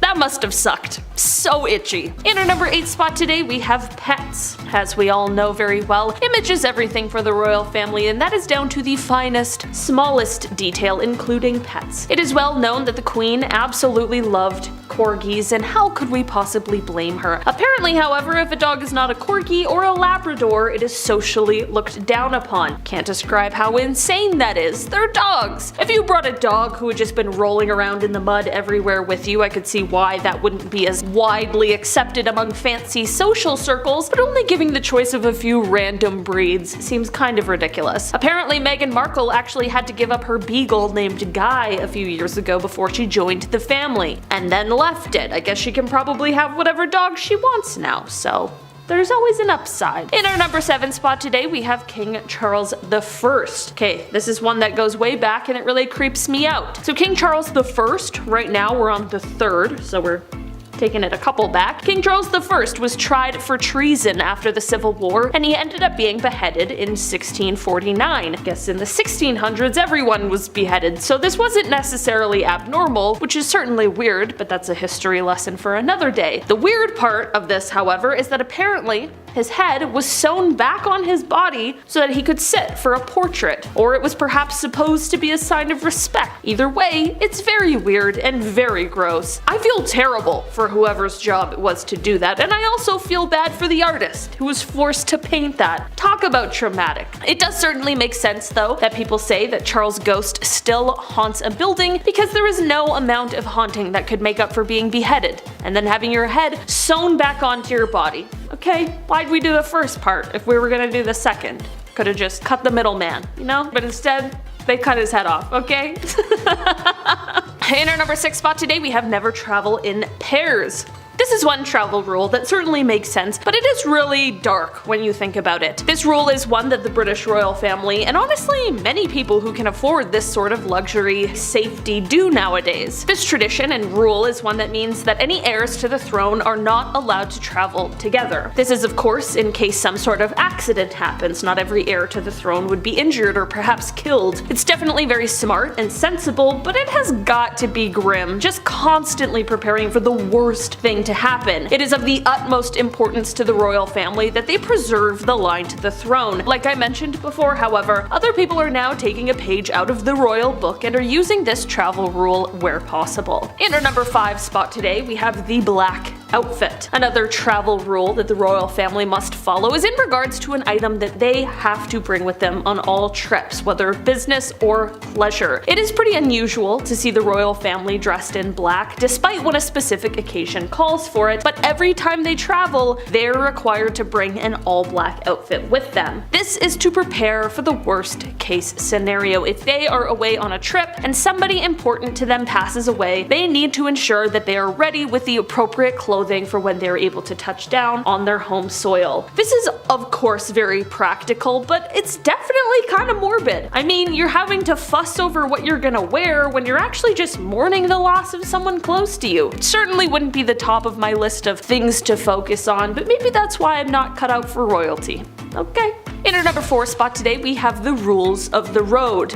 Okay, this like rule or tradition or law, I guess, is probably one of the craziest things I've ever heard, but I guess it's been around for quite a while and I just had no idea. As it turns out, the monarch is the only person in the UK who is allowed to drive without a legal license or even license plates. Like, that's insane. I didn't expect the king to have to take a driver's test like everyone else, but just having a rule that allows them, if they chose to drive without any idea how? It's pretty bizarre. The good news is though, which makes this rule make a lot more sense, is that of course, rather than driving himself, King Charles' chauffeur will be much more responsible for most of the driving for the king. Let's just hope the chauffeur has their driver's license. I'm not gonna lie, there's this like silly photo of the queen, and every time I think about like the monarch driving without a license, I just think of this like little photo. She's got like a little silly grin on her face. She looks mischievous. And that's what I like to think, her just driving with no license. In our number 3 spot today, we have the armed forces. This is a tradition or system that comes into play when a new monarch comes into power. So last year this happened with the king after the passing of the queen. It is definitely one of the most intimidating parts of his new role, and this is that King Charles now becomes the head of the armed forces. This means that it is his responsibility, and he is the only person who can declare when the country is at war and when the war is over. Of course, he won't be doing this entirely alone. He needs to follow the advice and guidance of the government. The perhaps good news is that the new king has held quite close ties to the armed forces throughout his life, even spending time in the Royal Navy and taking flying instruction from the Royal Air Force during his 2nd year at Cambridge University. Of course, the hope is that he won't have to be in a position to make these difficult decisions, but when or if he's faced with them, we can hope he makes the proper decisions for the country. In our number 2 spot today, we have no touching. There is a rule that you just cannot touch a royal. I'm sure there's a multitude of reasons for this, mostly to do with security, but aside from a very lucky handshake, you really are supposed to keep your distance. I suppose it's because I live the life of a regular person, but I kind of feel like in some ways this might be a little sad. I feel like you might be lacking in so much connection with a ton of interesting people, and like some of the people that you meet, wouldn't you just be dying to hug them? You know, apparently this is part of the reason why the queen always wore gloves. She of course shook a lot of hands while making her royal appearances, and the same will likely go for the new king. Maybe he'll take up gloves as a fashion accessory, just like his mother. And finally, in our number 1 spot today, we have the church. So we talked about the armed forces, and King Charles won't only be the head of the armed forces, but he will also become the head of the church in England. Quite a jump from talking about war and being the one who makes those kinds of decisions to being the head of the church, where things hopefully are quite the opposite. This is a post that British monarchs have held since the church was founded by King Henry VIII in the 1500s, and it appears as though the tradition will carry on. In this role, it means that King Charles will be responsible for appointing archbishops and bishops to their role. The king will of course be advised in this role by the Prime Minister, and it is said that the king is religious in his own right and that he has already spoken about how his personal faith has informed his approach to leadership. Kicking off our list at number 10, Princess Diana. We'll start with a tragedy right off the gate. Here we go. Prince Charles, the oldest son of the Queen, he straight up admitted to having an affair with Camilla right before his divorce from his first wife, Princess Diana. So in turn, Princess Diana addressed that relationship and what exactly happened. During that famous 1995 interview with BBC, she couldn't have said it better if I'm being honest myself. Diana said, very confidently, "Well, there were 3 of us in this marriage, so it was a bit crowded." That's a Princess Diana roast, folks. Oh no! Yeah, Princess Diana, she's full of roasts apparently. Diana also said she was in love with riding instructor Major James Hewitt during her marriage to Charles, so everybody was a little busy, it seemed, and rightfully so. Diana's like, yeah, I'm not hanging out with this guy. Diana and Charles divorced in 1996, only a year before her tragic accident took her life. Later in 2005, he married Camilla. Yeah, has anybody seen Spencer? Kristen Stewart looks great in that movie, and I want to know if it's worth the watch. Comment down below. Number 9, The Great Fire. One of the most wild Nostradamus predictions of all time. It reads, "The blood of the just will commit a fault at London, burnt through lightning of 23's the 6th. The ancient lady will fall from her high place, several of the same sect will be killed." Now, there are of course many people who believe that this entry here was actually one that predicted the Great Fire of London that occurred in 1666. The line 23's the 6th and times 20 by 3, and then you add 6, you get 66.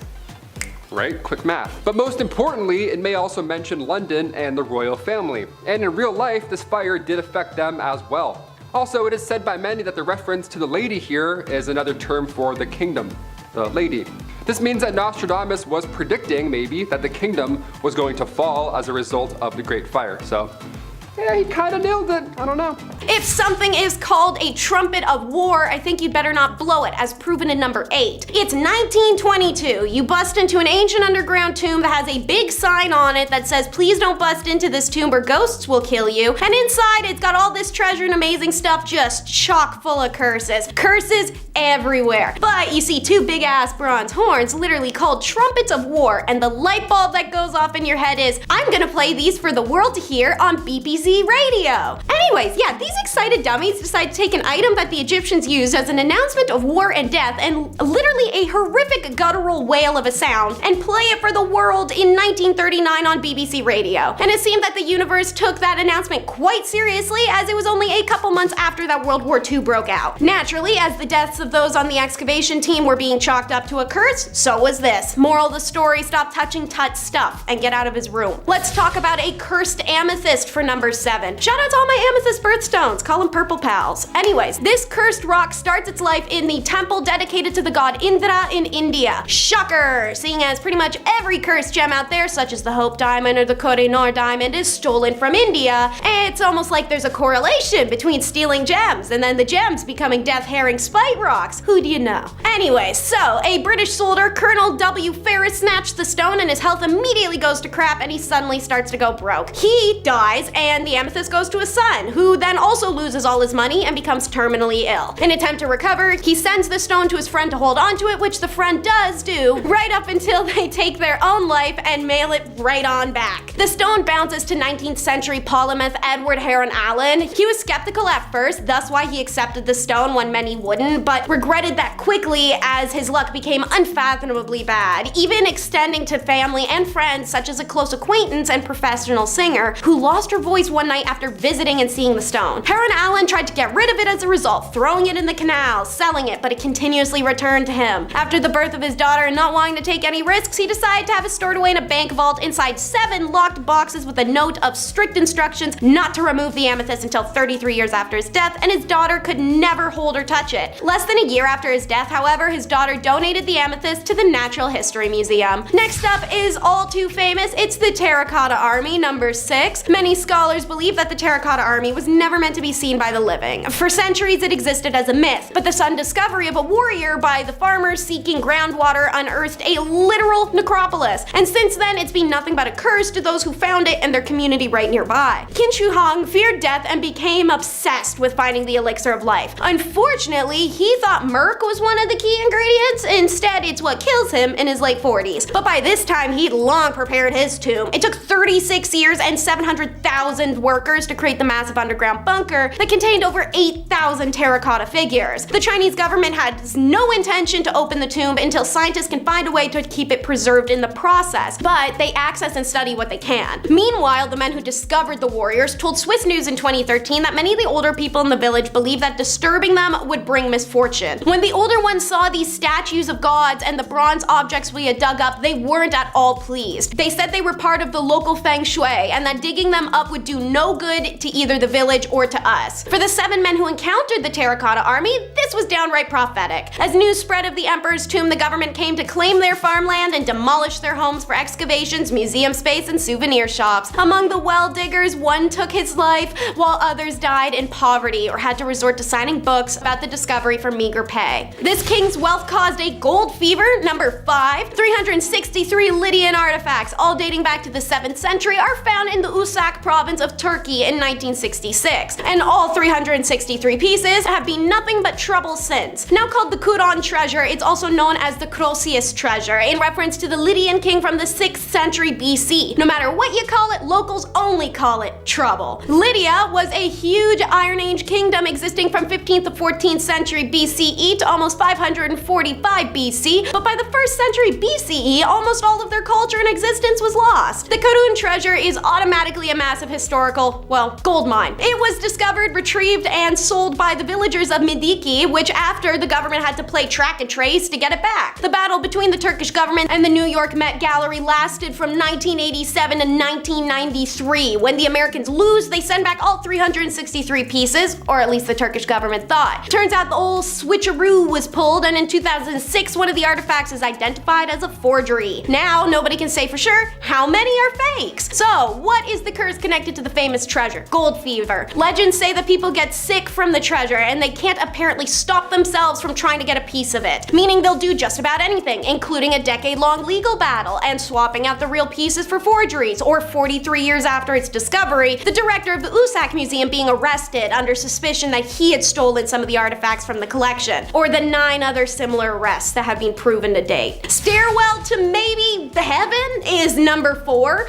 Don't know if it qualifies as a artifact, maybe a super large object, whatever. It's the Queen's House of Royal Museum's Greenwich, home to the first geometric self-supporting spiral stair in Britain. An absolutely hilarious note about this property is that also kicked off the curse of the Loveless Palace is that the house was commissioned by King James I in 1619 for his wife, Anne of Denmark, as an elaborate apology for him swearing at her in public. If anything, I believe his verbal response to be quite measured considering his wife had just accidentally shot one of his dogs. So, the Queen, however, fell ill and died in 1619. At this point, the first floor was completed and hastily capped off. During the reign of Charles I, the construction was started again once more, this time in dedication to his own wife, Queen Henrietta Maria, but this time it was interrupted by the English Civil War and the house is abandoned again, later to be repurposed to hold war prisoners. After the war, it became a boarding school, then a hospital school, then finally a national maritime museum. It seems that the building, initially meant for a gesture of love to make up for something foul, never got to be anything but foul and was cursed to remain a loveless place. I'd make a Lord of the Rings reference if I knew any. Number 3 is the stolen ring. Once upon a time in 4th century AD, Roman nobleman Sylvanus was stationed in Gloucestershire, England. The whole phrase is when in Rome, so Sylvie must have taken that mindset and applied it to when in Gloucestershire because he chose to go to the elaborate baths dedicated to the Celtic god Nodens, a deity associated with healing, hunting, and dogs, a real man's man. When Sylvie was at the temple, he took off his gold ring and left it on the side of the pool with his belongings, where it was stolen from him. Sylvie believed that it was Senecanius who stole it, as he was the only other person there at the time. Instead of going, yo buddy, hand it over, Sylvie, super casual and laid back, goes to the Nodens temple and prepares a lead curse tablet which he inscribed with, for the god Nodens, Sylvianus has lost a ring and has donated 1/2 its worth to Nodens. Among those names, Senecanius permit no good health until it is returned to the temple of Nodens. Both this ring and this tablet are found separately in history, yet it's in 1929, archaeologist Sir Mortimer Wheeler saw a connection between the two. While it can't be entirely confirmed, however, Seni is an unusually specific name and the close dates of the artifacts seem to support the theory. So, just to double check, Wheeler asked his friend J.R.R. Tolkien to help clarify what obscure god Nodens was and what role he might have played in history of the ring. As a result, it's believed that the ring of Senecanius was the inspiration for the ring in The Hobbit. Number 2 has got to be my favorite. It's the cat fur rug. That's right, a cat fur rug with a picture of a cat on it, all gift wrapped up around a mummified foot. Doesn't that sound like a real treat? This rug is sometimes referred to as the sacred cat rug and has the title of the oldest rug in the world. But aside from being ancient, not much else is known, as this artifact was purchased from treasure hunters who had plundered multiple sites without rhyme or reason, losing valuable excavation opportunities. When it was bought in 1913, the 2,400-year-old rug had a mummified human foot wrapped inside of it. The relation between this mummified foot and the cat hair rug is completely unknown. The rug, having come from Egypt, is believed to have been removed from a royal tomb or a royal temple, however, and it may have had a ritualistic purpose, especially given the not so subtle worship of cats found in ancient Egypt. The loom-weaved fur and the image on the rug are that of an African wildcat, but it's the curse that really makes things spicy. A papyrus inscription had allegedly come with the rug, but like the foot and who knows what else, lots of parts of this got lost thanks to illegal sales. It is alleged that anyone who is careless enough to step on this rug would die shortly after. Whilst it's unknown if this curse is true since nobody's trying to step on the rug and find out, apparently when the rug was last restored, a dead cat was found stretched out on the front steps of the museum in the morning. Last but never the least, number 1 is the story of the Jade Seal. According to legend, a man named Bianchi found a giant stone containing the largest piece of jade in the land. He recognized its value and brought it to the ruler of Chu, named King Li. Li thought it was a useless rock, and insulted by the waste of time, ordered Bian's foot be cut off. When King Li died, Bian tried again with the new king, Wu, but this this monarch also thought it was just a stone, and like his father, ordered the man's other foot to be cut off. When Wu died, the crown passed to his son, Wen. Beyond, he carried the jade stone to the foot of Mount Chu. There he cried until, to quote, after 3 days and 3 nights, his tears were all exhausted and blood flowed out. At this news, King Wen sent men to ask him the reason. I am lamenting not the loss of my feet, said Bian in reply, but for the calling of a precious gem, an ordinary stone, and for their dubbing an honest man a liar. This is the reason I am lamenting. Impressed by Bian's adamancy, King Wen ordered the royal jeweler to cut and polish the stone. Lo and behold, inside was the largest piece of pure jade the king had ever seen, and in honor of what Bian he did to uncover the precious jade, King Wen called the piece He She Be, meaning he's jade disc. Then in 283 BC, the precious jade was stolen from the king of Chu and sold to the state of Zhao, and the king of Qin offered Zhao 15 cities for the jade. King of Zhao realized it was a trap and steals the jade back from the Qin, but the Qin dynasty would have its revenge. So in 221 BC, Qin Shi Huang conquered the 6 warring states, including Zhao. Victorious, Qin ordered the jade to be carved so the most fantastic piece of jade would forever serve as the Qin imperial seal. Legend has it that the jade was inscribed with the words,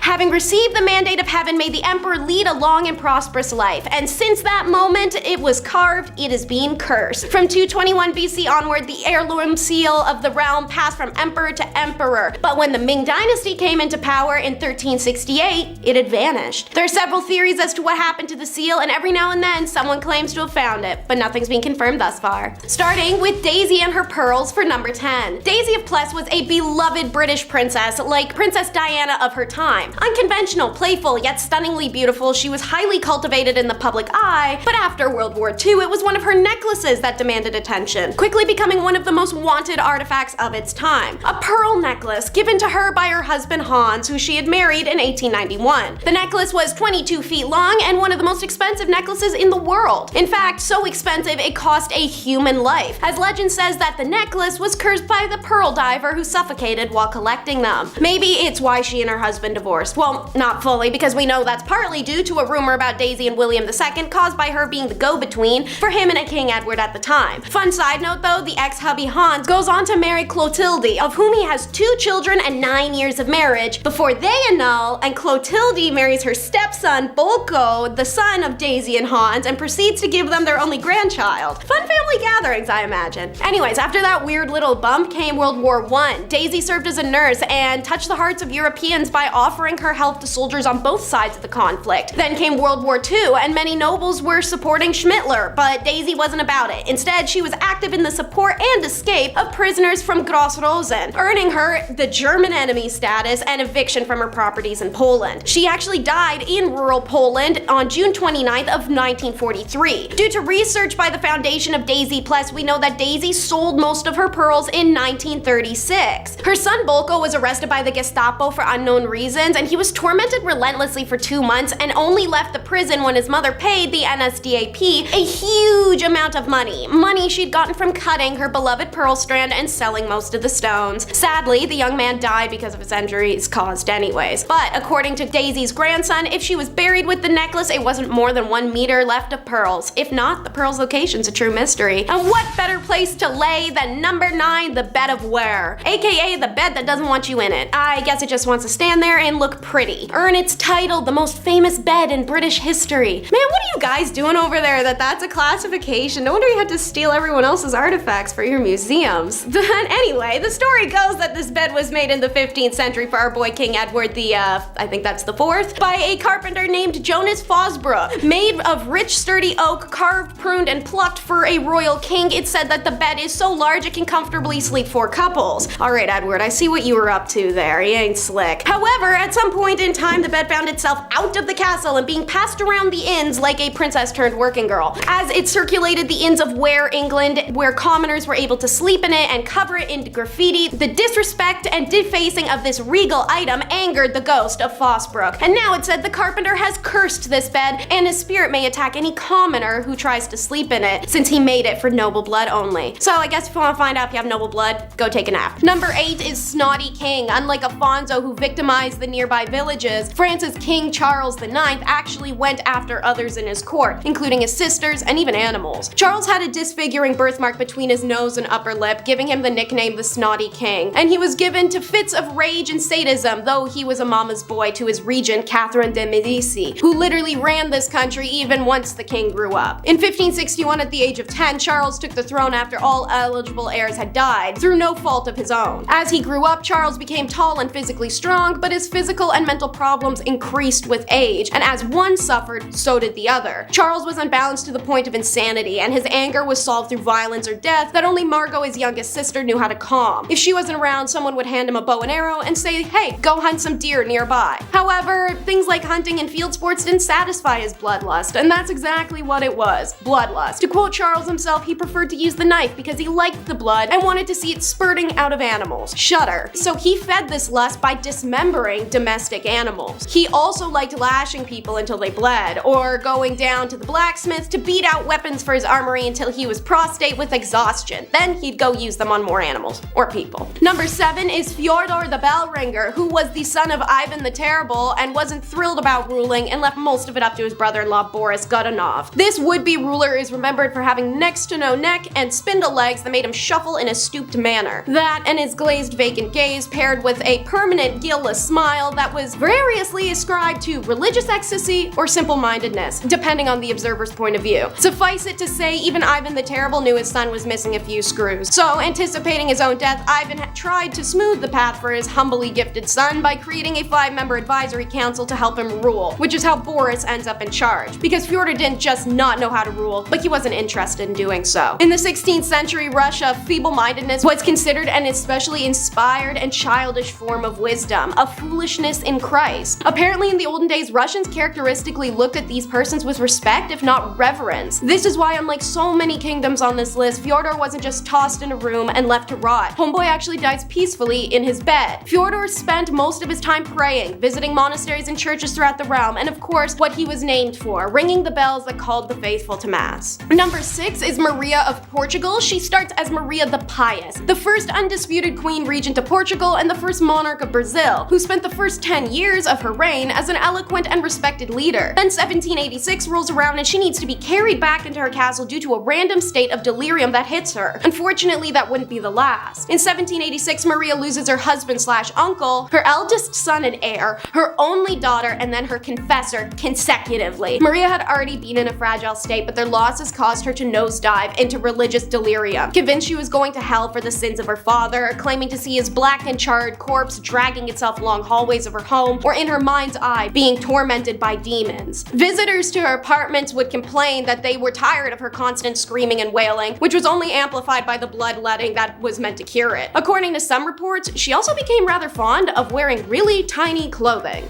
Number 5 is Charles the Mad. There's many crazy rulers named Charles. Maybe it should have been written off as a royal name at this point. But this Charles may have been mad because of schizophrenia, which nobody in his time would have understood or treated accurately. Honestly, much of the same can be said for multiple rulers on the list, as their afflictions were caused by mental illnesses and not always by the fact their parents were also their aunt and uncle. Charles didn't really become crazy at any given point, rather grew into it. He believed he was made of glass, liable to shatter at any moment. To prevent himself from shattering, the king had iron rods sewn into his clothing, the world's first Iron Man, so suck it, Tony Stark. In 1392, Charles attempted to kill his own friend and then got confused as to what was happening while he did it. Coming to, he thought someone else had jumped his friend, so he took an army after the supposed perpetrator. Then he falls back into the same weird state he was in when he tried to kill his friend in the first place and cuts down 4 of his own men. The others have to drag their king from the horse to get him to stop, at which point he enters a catatonic state and has to be wheeled back to the castle in a cart. They concluded that he was probably just under a lot of stress, as it was the first time Charles had really shown signs of not being totally right in the head. In the following years, Charles would go through episodes of forgetting people's names, including his own, and the fact he was king, when he wasn't running through his castle pretending to be a wolf and howling at people. He was later removed from power for acting insane, but not dethroned, since Charles the Mad lived for some 30 years after his first fit of the crazies, while his brother started a civil war for his throne. Number 4 is the Zhengdi Emperor. This Ming Dynasty ruler is one of their most notorious. Unfortunately, not for good reasons to end up on this list. Speaking of, if you're enjoying, maybe take a second to subscribe to The Hive to stay up to date, because we have plenty more lists like this. The Zhengdi Emperor was renowned for both his foolishness and his cruelty, despite making some major campaign and political decisions that benefited his country. When he wasn't, well,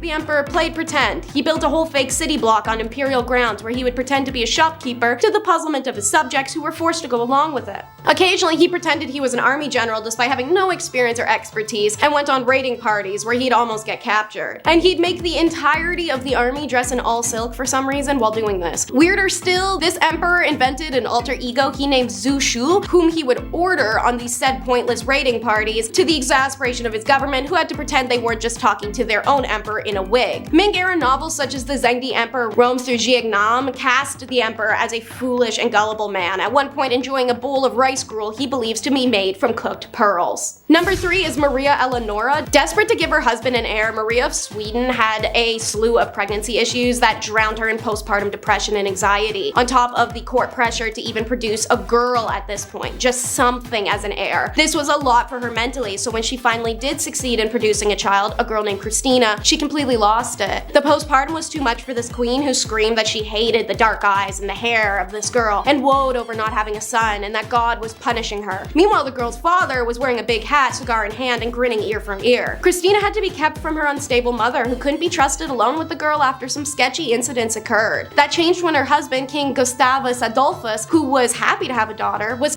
battle less than 2 years later. Maria Eleonora responded with hysterical grieving. She shrieked in despair and she was inconsolable, lamenting her cruel fate to be robbed of the light of her life while they were still both so young. That grief, however, included keeping her husband's body above ground for 18 months so she could periodically touch it, cuddle it, and kiss it, you name it. All the while, she made Christina sleep under a golden casket that contained her father's heart. But their relationship improved after that, and miraculously Christina grew up to be a functioning woman and queen. Number 2 is Mustafa of Turkey. This is one where crazy can't be blamed on the dude himself or the parents being siblings, but rather the classic sultan tradition of locking the royal family away in cages to keep them from usurping the throne. Mustafa I was locked inside gilded cage for 10 years and was actually spared the usual fate of death by his elder brother Ahmed. After his brother died heirless, Mustafa's released from his golden cage, but then he's sent back just a few months later when his brother's son took the throne instead. Apparently, Mustafa was very neurotic from living in fear of sudden death while locked in a box for 14 years. When his nephew was in a coup just after 4 years, later in 1622, Mustafa was once again dragged from the safety of his cage to have the crown plopped on his head. He was frequently found running through the palace, knocking on doors and screaming for his dead nephew to come back and rule Turkey again. Many doctors treated Mustafa, but his condition only worsened. He was often seen talking to imaginary people and fed coins to fish and birds. What completely convinced the viziers that something was off was when, during a court meeting, Mustafa yanked on their beards and tossed off their turbans as part of a fit. He was dethroned after 3 months of rule because he refused to bed a woman, and concerns for an heir flourished. That, and he was nuts. Number 1 is George III, who made it 28 years before he was first hit with his mental illness in 1788, which we now believe to be a case of acute porphyria, anxiety, hallucinations, severe pain, nausea, vomiting, palpitations, high blood pressure, numbness, muscle weakness, brown or red urine, and blindness are some of these diseases' many symptoms, and they were ones all found in this wacky king. I said it first hit in 1788, and it hit hard. The king was gibbering for hours on end and foaming at the mouth. Symptoms deemed serious enough for a bill to be drawn up in Parliament for his son, George I, to become regent. Before the bill could pass, George, the initial one, recovered from his senses, and all was well with the king for the next 11 years. He had a small relapse in 1801 and 1804. Then in 1810, his mental illness came down hard and it never left again. This intelligent, polite family man had turned into a raving lunatic. A visitor to Windsor was astonished to watch the king bury a stake near the castle, believing it would grow into a beef tree. Another saw the king trying to shake hands with an oak tree, believing it to be the King of Prussia. His doctor, Francis Willis, believed the root cause of the mental illness was overexcitement and intended to cure the king by strictly controlling his behavior. If the king acted up, Willis ordered the servants gag him and place him in straitjacket and leave him to thrash around, making incomprehensible noises until he calmed himself down. When the king behaved himself, he was rewarded by being allowed to see members of his family. When he misbehaved, it was back into the straitjacket. Even mealtimes became a carrot and stick exercise. When George was bad, he ate mushed up food from a wooden spoon. When he was good, he got to use cutlery. The final blow came in 1810. Already almost blind due to cataract, the king suffered a final catastrophic mental breakdown that left him permanently gone. He would babble for hours, lost the ability to walk, and eventually succumbed to dementia. Towards the end of his life, he was incapable of understanding anything, such as the death of his beloved wife, and lived as a long-haired, bushy-bearded recluse in Windsor Castle until his death from pneumonia in 1820. Kicking off this list in 10th place, we have the American Bonanno Crime crime family. As one of the 5 families that dominate organized crime in the New York region, their history is longer than I am, so I promise I'll do my very best to keep this concise. The Nano family was seen as the most brutal of the 5 families during the 20th century, so they're definitely a group to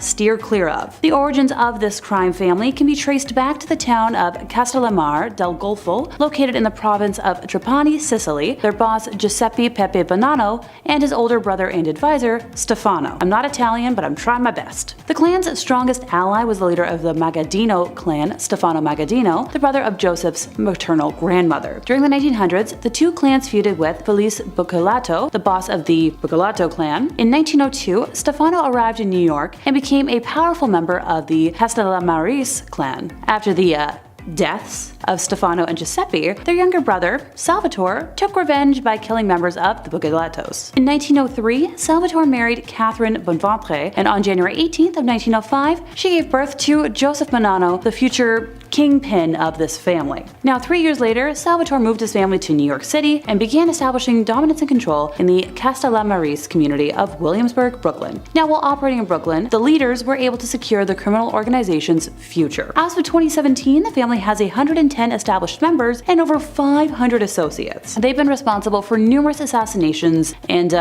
accidental deaths over the years, to the point where I spent half an hour today trying to count them and I kept getting lost, and that was with a Red Bull in my system. I'll highlight one thing though: leadership in this mob family mostly changes through the death of a previous leader, and I counted around 20 or so bosses over the years. Power ain't always a great thing. In 9th place, we have the House of Borgia. Believed to be the first ever criminal family, they were an Italian Aragonese Spanish noble family who rose to prominence during the Italian Renaissance. During the reign of Pope Alexander VI, formerly known as Rodrigo Borgia, they were suspected of many crimes, including, but not limited to, adultery, incest, simony, theft, bribery, and killings, mostly from the liberal use of arsenic. Now, because of their grasping for power, they meet enemies of the Medici, the Sforza, and the Dominican friar Girolamo Savonarola, amongst others. I promise I'm trying here. The Borgia family stands out in history as being infamously steeped in sin and immorality, and I can see why. Now, going back to that mention of Alexander VI's reign, it is reported that the Borgia hosted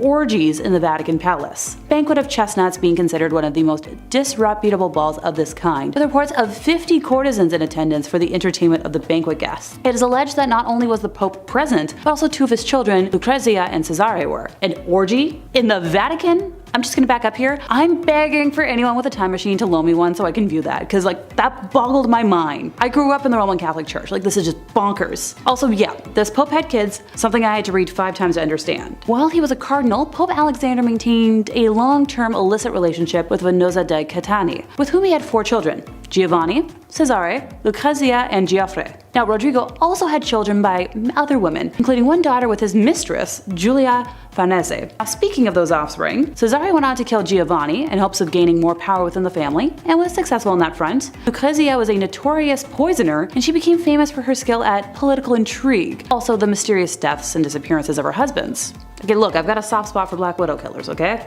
Disturbed family number 8 is the White House Farms tragedy.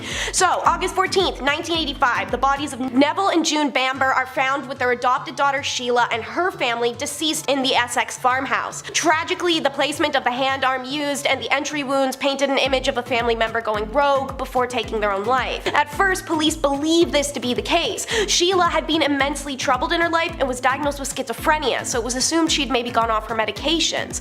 Weeks go by and the remaining family member, 24-year-old adopted son Jeremy Bamber, plays the role of a grieving man, until his ex-girlfriend hits up the police with some concerning news. She believes Jeremy, who said he was miles away from home when the deaths took place, had done it and framed his adoptive sister. The police look back over the evidence and realize because of the silencer's length that was found on the hand arm, Sheila actually wouldn't have been able to hold it and take her own life. The red flag is now raised. Jeremy's promptly arrested. It turns out it was all for inheritance money. Jeremy was not only after his adoptive parents' life insurance, but his sister's as well, and by eliminating her entire family unit as well as their own, Jeremy would be the sole beneficiary to a 6-figure fortune and multiple properties. He was arrested and charged for the 5 deaths in October of 1986. Disturbed family number 7 is Scandalous Seymours. We talked about this messy family in the recent Bumblebee video, Top 10 Repulsive Queens with Disturbing Reputations. If you end up enjoying this video, I encourage encourage you to check that one out next, and maybe while you're at it, subscribe to The Hive to keep up to date on our regularly posted content. Jane Seymour has the most recognizable name in the family, thanks to Henry VIII and the fact that she is the only one of his wives he ever truly loved. However, her dad and brother were complete nightmares.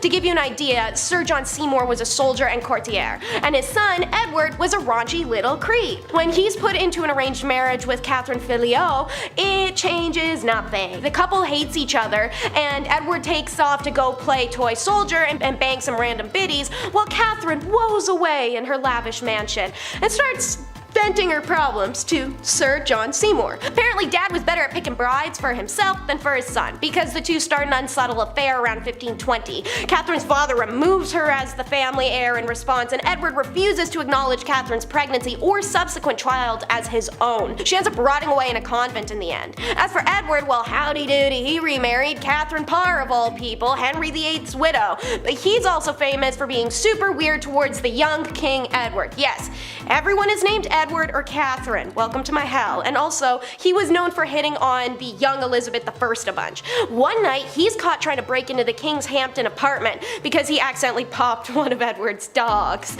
Nobody is sure what he was trying to do, whether it was abduct, kill, or try to impress the juvenile king with a cool hand arm to win more brownie points. It doesn't matter, because Edward Seymour is put to death the next day. Disturbed family member number 6 is the North Shields, aka a death cult, but one of those ones that upheld the whole "oh, we're a family" thing, so I'm counting it. They were led by a vengeful, violent, and brutal individual named Zahid Zaman, who pulled the Trailer Park Boys move of pretending to need a wheelchair when he didn't, and was thought to be a harmless, disabled man in his council estate in Tyne and Wear. He was a regular at charity events with local politicians, and even once refused a reward for returning a lost dog to its owner. But the reality was, he was a callous and uncaring man with a quick temper, berating and harming his group of girlfriends. Regardless, he managed to move all 3 women into his house and conduct adulterous relationships with 2 of them simultaneously, holding their attention with tales of rapture, the occult, God's glory, and your other usual culty mumbo jumbo. This is also how they meet Jimmy Prout, a father of 2 down on his luck after succumbing to substance addiction. Together, the 3 women and Zahid torment Jimmy with regular beatings for weeks on end. He even posted his bruised body on Facebook in a cry for help. The group chiseled out his teeth, forced him to have adult engagements with animals, and even went so far as to cut off one of his, force him to eat it. In February of 2016, Jimmy is killed by Ann Corbett and Zahid as Myra Wood and Kay Rathwood stand back and watch. After his body was found, it was an easy paper trail back to the cult family, who were all subsequently charged. Disturbed family number 5 is fairly well known family. It's the Bean Clan. Legend or reality, fact or fiction, we'll never know. But what we do know is endless movies and TV shows have been based on this iconic family, said to have lived in 16th century Scotland. Alexander Sawney Bean was a farm worker, and when escaping some blah blah blah blah, he and his wife decided to hole up in a cave and just never leave it. It was also right after they got married. I call that a honeymoon. Look honey, next to that stalagmite we can put the chase. Oh, and next to that bear skeleton we can put the crib. You can't make much money living in a rocky cave land, so Sawney took to watching out for passersby to rob. Wanting to avoid detection as well, he made the logical jump that instead of wearing a disguise while robbing people, he could just kill them instead. The next logic jump after that was, wow, look at all that available meat. So yeah, the Beans took on a new diet after that, and so did their rapidly growing family. Having birthed 14 children, everyone grew up in the cave together, and then proceeded to produce 32 grandchildren without ever leaving the cave. The amassed Bean clan was said to have killed half a dozen victims at one ambush alone. According to legend though, within 25 years their victim count was somewhere in the thousands. Stories go that they met their end when word of the whack-ass situation reached King James of Scotland, who sent soldiers and bloodhounds to go find and kill the group. Disturbed family number 4 is Fred and Rose West, who were so fundamentally evil that their actions genuinely defy logic. Consider them like Britain's version of the Ken and Barbie killers of Canada, as the stories pretty much mirror one another. A couple that kills beautiful women only after the man has had his way with them, them, whose first victims are some of their own family members, and like the Ken and Barbie killers, the woman of the partnership is more psychotic and evil of the two, yet receives lighter consequences in public perspective. Between 1967 and 87, Fred and Rose killed 12 women, including their own elder daughters from previous relationships. Fred would dispose of the victims, who were often working girls lured in by Rose, who would assume the role of one herself on Fred's request, by burying them under the garage of the house or in the garden, which he pretended was regular home improvement. In order to afford the supplies needed, Fred and Rose were also frequently stealing and fencing the loot. They are eventually caught when one of their surviving daughters breaks down to a friend about the physical violation she had been experiencing her whole life. Her friend, who inadvertently saves more than just her, tells the police. The West couple had already been questioned by the police multiple times by this point, again similar to Ken and Barbie, and then their backyard was dug up and dozens of bodies were found. Fred, like a little B-word, takes his life before seeing court, and Rose goes down on 10 charges and life in prison. Disturbed family number 3 is the Colt family. News spread like wildfire in May of 2012 when a 16-person Britain family was revealed to all share DNA. Naturally, all families share DNA, but I'm talking more like really sharing DNA. All but one family member tested positive for homozygosity, aka their parents were siblings or a parent and offspring combo. 4 generations of these relations had gone virtually unnoticed until authorities investigated the clan living in filthy conditions in the isolated bush block of Australia. They had been sent to investigate, I kid you not, due to the fact that local farmers reported a smell of heavy urine and feces coming downwind. Turns out what they smelled were the open buckets that littered the sleeping area from miles away, and it's also a room that held 20 dogs. So many of the family spoke unintelligibly, walked in a shuffling fashion, had never used toilet paper, a toothbrush, they couldn't read, they couldn't write, they had fungal infections and rotting teeth. The family patriarch Tim Colt fancied himself a traveling minstrel, the frontman for his touring family's band. According to Daily Mail, Tim, who had moved the family between rural Victoria, Western Australia, and Southern Australia to evade detection of the creepy nonsense, had died by the time of the raid. Tim's wife June, herself the product of a sibling relation, had also died, but not before 2 of their own adult children had firmly established a relationship that would maintain the clan. Disturbed family number 2 is about the man who had the guts. Well, this is the view of the judge who sentenced Matthew Wales to 30 years jail for the slaying of his millionaire mother and his stepfather. The judge went on to say he had reacted not out of greed, but to what he believed were attempts to manipulate him and his sisters with money. Society killer Matthew Wales seemed to regard himself as a hero for this act, and a psychologist hired to gauge Matthew's mental well-being after his arrest reported that Wales came to believe his mother had dominated him emotionally, physically, and financially all his life. The killings of her and Mr. King represented the ultimate expression of his independence. Matthew's own sisters and biological fathers, after speaking to him, had the impression that their family member thought the family had been done a favor by their mother's death. Matthew had invited his parents into his home for dinner when he laced their soup with powdered blood pressure and migraine tablets, saying he didn't want his mother to feel pain. However, when they left the house, Matt bashed their heads in with a chunk of wood and buried them in a bush, so that's up in the air. He went on to tell worried siblings that perhaps their parents were victims of a carjacking or jumping before being caught himself for doing it. Despite the feelings of the judge and the court psychologist, the remaining family said they felt the court had not uncovered the full facts of the case and the method of death. To us, his account was self-serving and based on selfish opportunity and selfish greed. We believe we have a right to the full facts.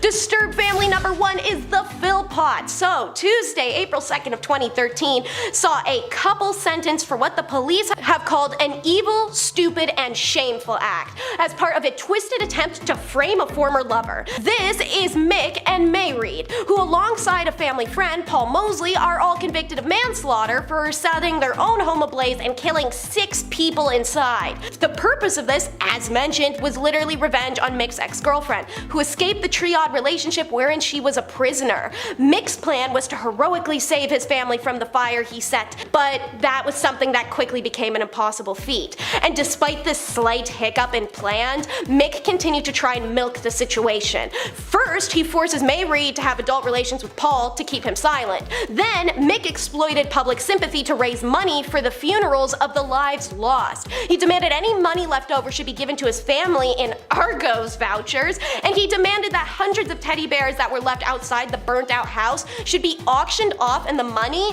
given to him. During press conferences, the tearful Mick acted more like an excited child than a grieving parent, reveling in the attention. This is what raises police suspicions, who dive into his record and find charges for an attempted killing and several violations. 2 weeks after the fire, the couple and Paul are arrested. Inside a police-bugged hotel room, they were caught checking their stories with one another before court, and it pretty much sealed the deal. As the jury delivered its verdicts in respect to Philpott, he stood in the dock staring straight ahead with his hands clasped in front of him. He shook his head when the guilty verdicts were read out for him and his wife. She looked down at the floor and fought back tears while clutching a tissue in both hands. They're both monsters. Shh, no spoilers. Anyways, Disturbed family number 10 will be the Ditlows. This is actually far more recent than you may be expecting, hitting the news headlines in March of 2022. But the nightmare began 6 years before that, when a Polish woman was smuggled into the UK on a minibus under the promise of starting a new life in the country after losing both of her parents. The woman, unnamed but mentioned to be in her 40s, was given this invitation by Isabella Ditlow and her husband Andreas. She was under the impression she'd be a paid caregiver to Isabella so that her adult children Susanna and Camille could go off to college. Police said the victim worked for the family on the outskirts of Birmingham and Enfield for more than 5 years, in conditions that amounted to modern forced labor. She would do grueling tasks for hours on end, 7 days a week, unpaid, barely fed, forced to sleep in a shed without a bathroom or a shower to clean herself, let alone having a blanket. Police later stated she also was kept isolated, not allowed to use the phone or contact any family, and that her Polish identification card was kept from her, which was the only documentation she had. They made the victim believe should she go to the police, she would never get help and would actually be in trouble. An investigation was eventually launched after concerned neighbors called the Modern Servitude Helpline. The victim needed extensive persuasion to even leave the property, denying she was being held against her will by family. Eventually, they managed to coerce her into a police vehicle for warmth and offered her a coffee. This kind gesture immediately broke her silence. The family of 4 was arrested on May 14th of 2020 and jailed on Friday just after they were found guilty following the 7-week trial. Disturbed family number 9 will be the Fry family demon. So in 2015, the Fry family from South Wales became famous in Britain news, as they say they had been left battered and bruised by an evil incubus demon haunting their home. While the family wasn't clear as to when it started, Tracy and Karen Fry said that it was getting worse and worse and there was nothing we can do, and that it's affected our marriage because we've been drowning and fighting all the time about the demon. It has been feeding off of the negative energy. The demon, believed to be an incubus, was apparently summoned when the Fry's offspring decided to make the classic mistake of effing around with an Ouija board. You'd think people would know by now. Karen is said to have taken this picture, which shows a little blue-faced ghost demon thing with a tail. Kinda looks like a well-placed doll to me, but hey, I wasn't there, I can't know. By the time their story hit the print, the Frys had already paid over £100 for a ghost expert to come in and investigate after the ghost allegedly told one of the Frys that it was going to slit your parents' throats. Ghost investigator Robert Amor, armed with a Bible, crucifix, and a lot of confidence, has since forbid the family from using the upstairs rooms due to the fact you can, quote, feel the evilness in the rooms. Apparently the family's own cats could have just told them that because they'd been allegedly avoiding those spaces since activity started. Number 8.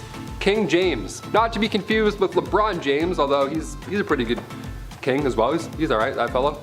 This is a different king. In an official 16th century medical book, the actual medical advice at one point was to not bathe. Don't do it or else you're a sinner, I guess. Use not baths or stews, nor sweat too much, for all openeth of the pores of a man's body, and maketh the venomous air to enter, and for to infect the blood. First of all, what? What did you just say? Why is every shred of medical knowledge from the past always written in riddles like it's a Harry Potter spell? You know what I mean? God forbid you have bronchitis in the 16th century. A doctor is like, yes, just a flower petal, we'll fix that. Doctor with one of these comes in? No way, not listening to that guy. They thought that taking a bath would make you sick, so King James IV, apparently he never took a bath. And his hygiene was so bad that he would sometimes pass on lice to others just by walking by them.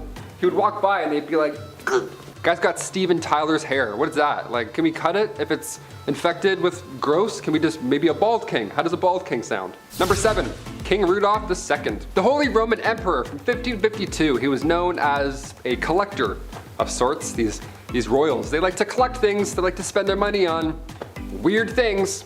Some princes collect stamps, others collect zoo animals. See, his castle was home to lions, tigers, and orangutans, so good luck getting a full 8 hours of sleep, my friends. He also collected human artifacts, this royal, so that's a bit odd to collect when you're a royal. Imagine having company over, you're like, yeah, watch the lion crap, and also don't mind the jars of eyes. Do you want a drink? Let me get you a drink. King Rudolph II, okay, he's quite important in history, obviously. He supported the scientific revolution a lot, and he also poured tons of money into astrology. So he was into cool stuff. Number 6, Prince Harry costume party. YouTube doesn't like when I say some words, specifically a word that rhymes with Yahtzee. But with this being one of the biggest scandals, I have to bring it up, I have to mention it. The Duke was also referred to as a bad boy, but just how deep did these incidents cut? Was he like topless on a beach and he's bad, or was he dressed up as something horrible at a Halloween party? It was the latter. Before he settled down with Meghan in 2018, Harry had to issue a public apology in 2005 because, whoops, somebody got photos from that party. Did the royal dress up as the Beast from Beauty and the Beast? No. Did he dress up like a witch? No, it would have been fun, but no. Photos leaked of him wearing a World War II German soldier outfit. Can't say much here, but it was even equipped with a specific armband. Yeah, we can't show you either, but you get what I'm saying. This was a not great time. It was poor taste. He could have dressed up in any way. He's a royal, and he does this instead. I don't know, it's very off-putting. Harry said afterwards, quote, "I am very sorry if I caused any offense or embarrassment to anyone," end quote. Wow, he really meant that one. Really came from the heart, that apology. It was a poor choice of costume, and I apologize, he says. Okay, number 5, King Henry II. This is a quote that people believe was Nostradamus predicting the death of King Henry II, who actually was a personal acquaintance of the prophet himself. That'd be scary. Hey, how do I tell you this? While at one point Nostradamus was seen addressing King Henry II as the most invincible Henry, King of France, unfortunately Henry proved to be quite vincible when he met his gruesome death at the age of 40. In the summer of 1559, a terrible jousting accident went awry and it left the king passing away shortly after from sepsis. This is a terrible story, but I told you it because many think that Nostradamus predicted this.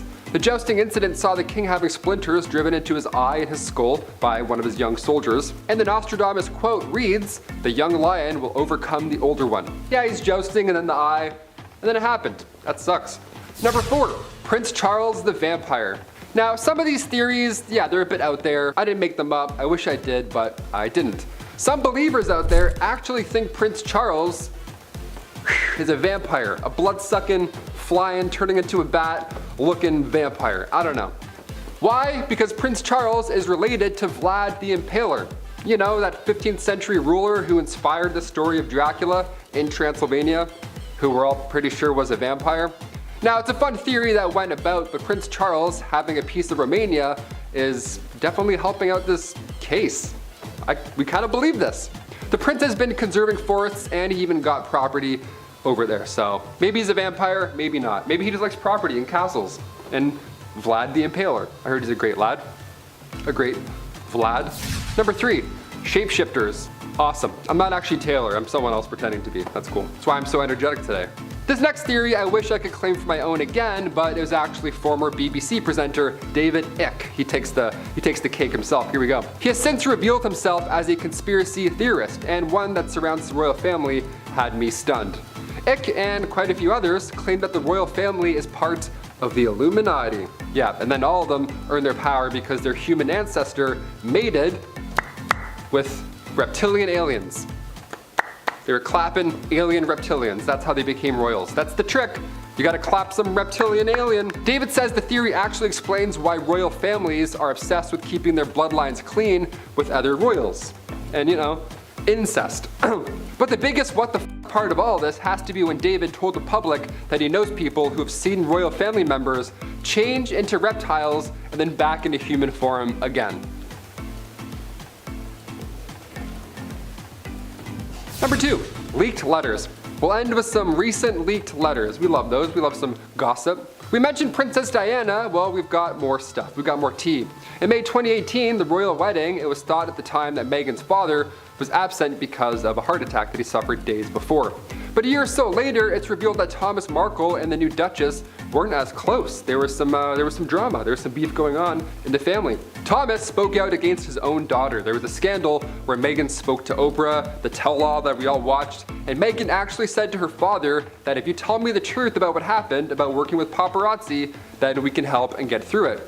But he wasn't able to do that, and that for me has really resonated. Yeah, if my dad was working with paparazzi, showing them private letters as well, just for clout, I'd be upset too. As if my dad can't even open his iPad without me, let alone leak my letters. Number 1, personal sheet changer. I can't tell if this is the worst thing ever or the best, but it's kept me laughing for months now. Royals have been sweating constantly about other people trying to, take them out, right? It's a scary job, everyone wants to attack you. I mentioned Boy Jones on here a few times, that guy that stalked the Queen. It's terrifying, people are terrifying. Boy Jones would go through the Queen's drawers and, big ooh. So historically, the royal family would try their best to anticipate any and all attacks. Be as safe as you can be, right? Of course. Like the kissing sheets, for example. Oh, have you heard about these kissing sheets, this royal position? A great deal of monarchs hired taste testers to make sure nobody poisoned them, that's normal. But they also had a guy who would get tucked in the king's sheets.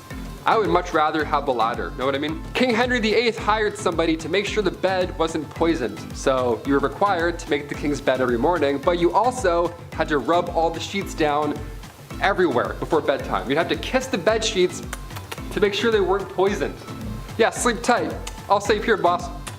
Here we go. Don't mind the old medieval dad breath all over your pillows. You're safe for the night. That's so gross. I can't even sleep in a hotel sometimes, let alone some dude. Mwah, mwah, mwah, mwah. Mwah, mwah. I'm like, what are you doing? Get this guy out of here. Why is he kissing my bed? Clothes as well. That was also touched. Maybe not kissed, but it was for sure touched. Guys wearing my clothes in my bed, kissing my sheets? No way. I think I'd rather get poisoned.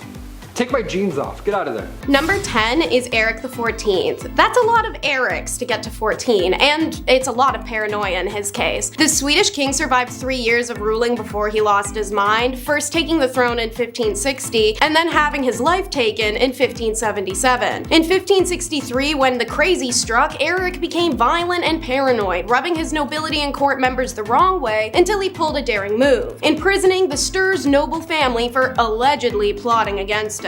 However, he quickly came to the conclusion that the incarceration wasn't enough and decided to have them killed instead. Eric himself participates in their grisly deaths, and after their death sentences, Eric wandered outside to the woods and disappeared for 3 days. This led to open conflict between Sweden's nobility and Eric, who was eventually dethroned and imprisoned by his despised half-brother John in 1569. The former king languished in prison for the next 7 years before being put out of his misery in 1577. Turns out Eric's paranoia may have been onto something. After the 20th century exhumation, forensic scientists determined Eric died from his pea soup being poisoned. Number 9 is the Glutton, a nickname for King Afonso, also called the Grinning Moron. A nickname he earned from doing things like wearing 6 hats at once, tiered Mad Hatter style, or because he visited all the nunneries around to offer himself up as a willing bedmate. This is also the king who famously saw his 2 older siblings die, and instead of crying, he cheered and went, "Hooray, now I will be the king of Portugal." All of this perceived madness allegedly comes from how Afonso was ill as a child, and it left him partially paralyzed and mentally unstable. Unfortunately, he found pleasure in violence, and this made for a bad combination, especially when a local boy named Antonio, who liked to whip stones at people, offered the king knives and said he should join. Afonso's mother tried to stop her son, who now went out at night and tormented the poor villagers, and forbade Antonio to enter the palace. Deprived from Antonio's company, Afonso became completely unmanageable and refused to eat food like a brat. So they let Antonio back in. He soon established himself in a room next to Afonso and began to lead the king on nightly excursions, jumping respectable citizens and raiding taverns. This goes on for years until his mother dies and Antonio is sent away. Then Afonso focuses his attention onto food. At the age of 23, Afonso was incredibly large thanks to gluttony. He used to take his meals in bed and usually ate and drank so much he was sick afterwards. Ministers ruled on behalf of the screw-loose Afonso for years, but they still tried to make Afonso behave like a king. Told what to could do, he did it. Told what to say, he said it. Still, his way of life infuriated the Portuguese clergy, so they find him a wife, hoping it'd calm him down. Instead, they annul, and she marries his younger, hotter brother, and the two begin planning a coup. In his final days, like many of the other monarchs on this list, he was confined. It was said he wore a groove in the floor from pacing since he couldn't do anything else. In 8th place, we have the Bongo family. Now, while he was 4 years old in 1969, Bobby Bongo woke up on Christmas morning to a heavy metal wrench in a plain brown paper bag under the tree. Later that day, he and his brothers used the wrench to break into a local grocery store and steal pop, making his father, a career criminal who went by the name Rooster, proud.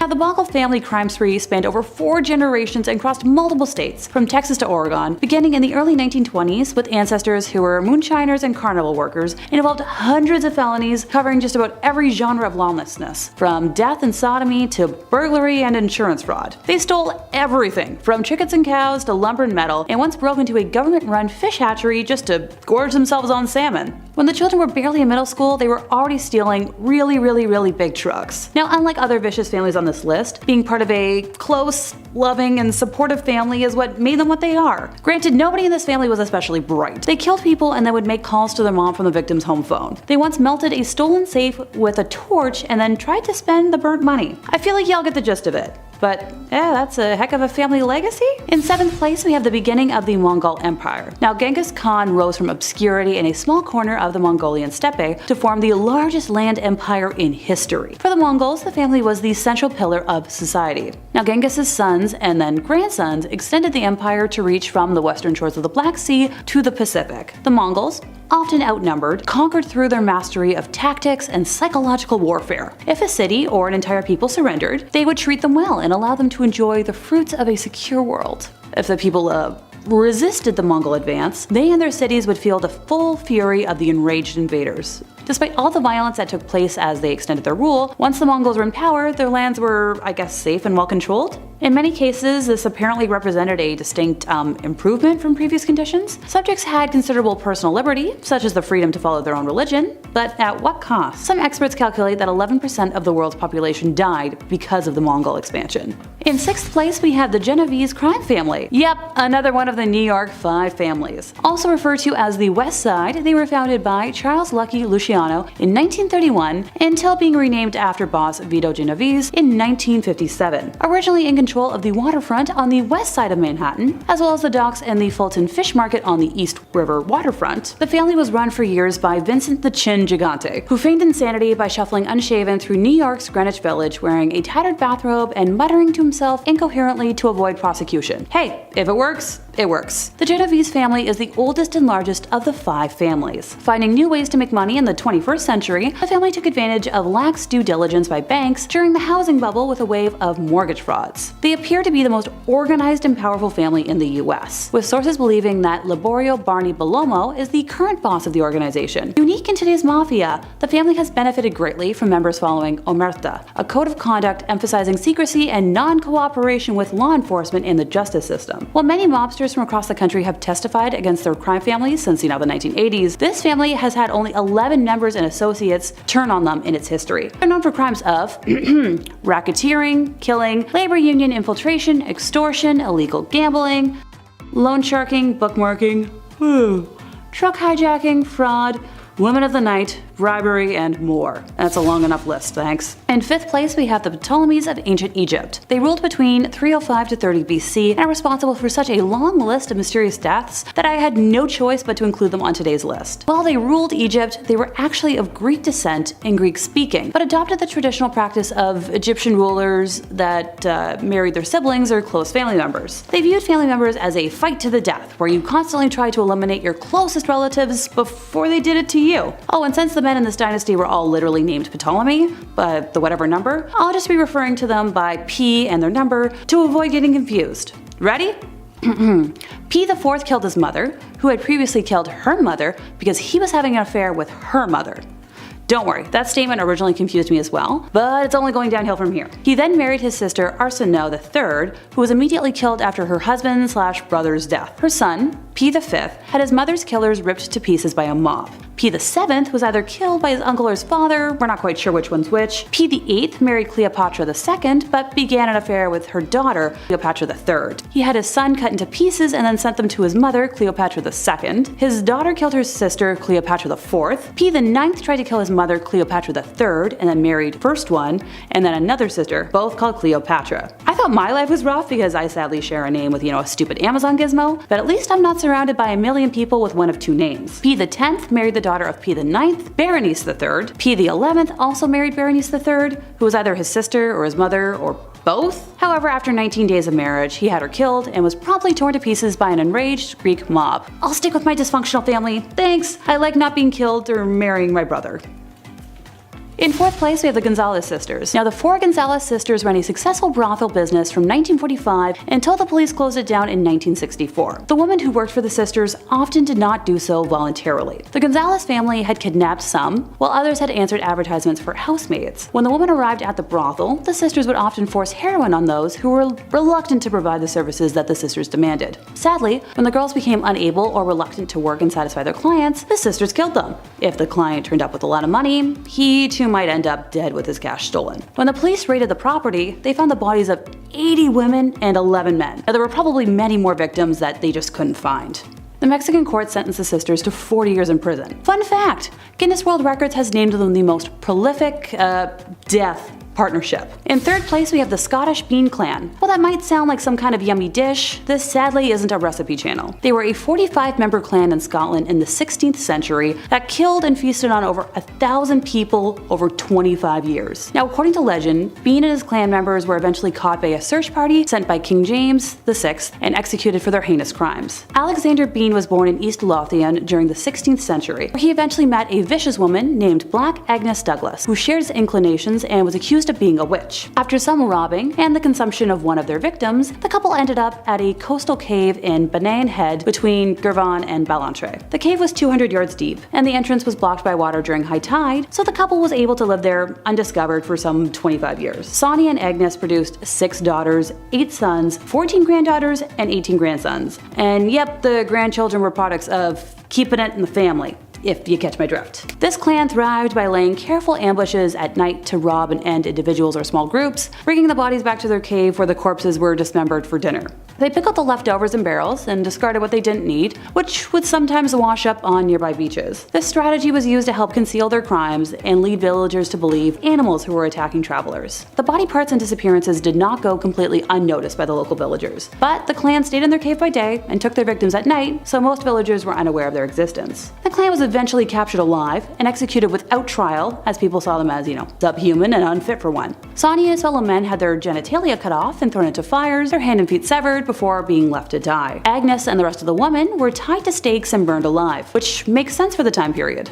In second place, we have the Gang of Amazons. Anessa, along with her husband Roman Podkavev and daughters Victoria and Anastasia, officially began their death spree in 2008, until they were apprehended in 2013, but some outlying deaths date back to 1998. Now, beginning on February 17th of 2008, in Aksai, the family ended Mikhail Zlindev, head of Information Security Department of the State Control Service, and his wife in their home. While we know how they killed them, I can't describe the implements used other than saying one is traditionally used for chopping veggies and the other one makes a kaboom noise. Later that year, in July, in the same region but on the highway, the posse used that kaboom device again to derail a vehicle containing Rostovitz Alexei Sazonov and Julia Vasileva, ending the life of one and seriously wounding the other. The family stole a purse with a driver's license and a passport. On March 10th of 2009, in the outskirts of Novocherkassk, the family broke into a house and killed the 2 residents who lived there. They first kaboomed them, and before finishing them off with that cooking utensil I mentioned before. The family took passports, a laptop, a camera, women's boots, and a man's jacket. In July of that same year, the family overpowered and kaboomed Lieutenant Colonel Dmitry Shudakov, his wife, and their son while they were parked on the shoulder of the road, while their daughter Veronica was impaled 37 times. They didn't strike again until 2010, when they gouged out the eyes of 2 young women before taking their lives. On September 19th of 2012 in Novocherkassk, grotesque, the family killed 26-year-old Vladimir Mendrik and 22-year-old Vasily Kempforin, two employees of a private security company who responded to alarms going off at a local dental clinic. The family took the security guard's service weapons. Alright, that's enough from this family. They were eventually apprehended and viewed their crimes as nothing wrong, just another day at the office. I'll stick with my happy office, thanks. In first place, we have the Bender family. While they have a popular moniker as well, I can't mention the other word. Just know that it starts with B and refers to human fluid. They were a family of serial killers who lived and operated in Lebec County, Kansas from May of 1871 to December of 1872. The family consisted of John Bender, his wife Elvira, and their son John Jr. and daughter Kate. While there's no definitive number, estimates report that the Benders killed at least a dozen travelers before their crimes were discovered. Unsuspecting visitors to the family's bed and breakfast would be hypnotized by Kate to stay for dinner, and would be given a seat of honor at the table that was positioned over a trap door into the cellar. With the victims back to the curtain, Kate would distract the guest, while John or his son came from behind the curtain and struck the guest on the right side of the skull with a hammer. One of the women would cut the victim's throat to ensure death, and the body was then dropped through the trap door. Once in the cellar, the body would be stripped and later buried somewhere on the property, often in the orchard. Although some of the victims were wealthy, others carried little of value on them, and the Benders had simply killed for the thrill. I can recommend much better hobbies if anyone out there is in need of a thrill. More than a dozen bullet holes were found in the roof and sides of the cabin. Now, the media speculated that some of the victims attempted to fight back, but we don't know. The fate of the family remains unknown to this day. They managed to avoid being captured, and while tales of possible spottings or captures of members are many, none were ever confirmed. And that brings us to the end of our list today. My chosen family might be a chaotic group of performers, but I'm suddenly glad none of us are serial killers. Okay, technically my chosen older brother is a vampire, but that's a very long story for another day.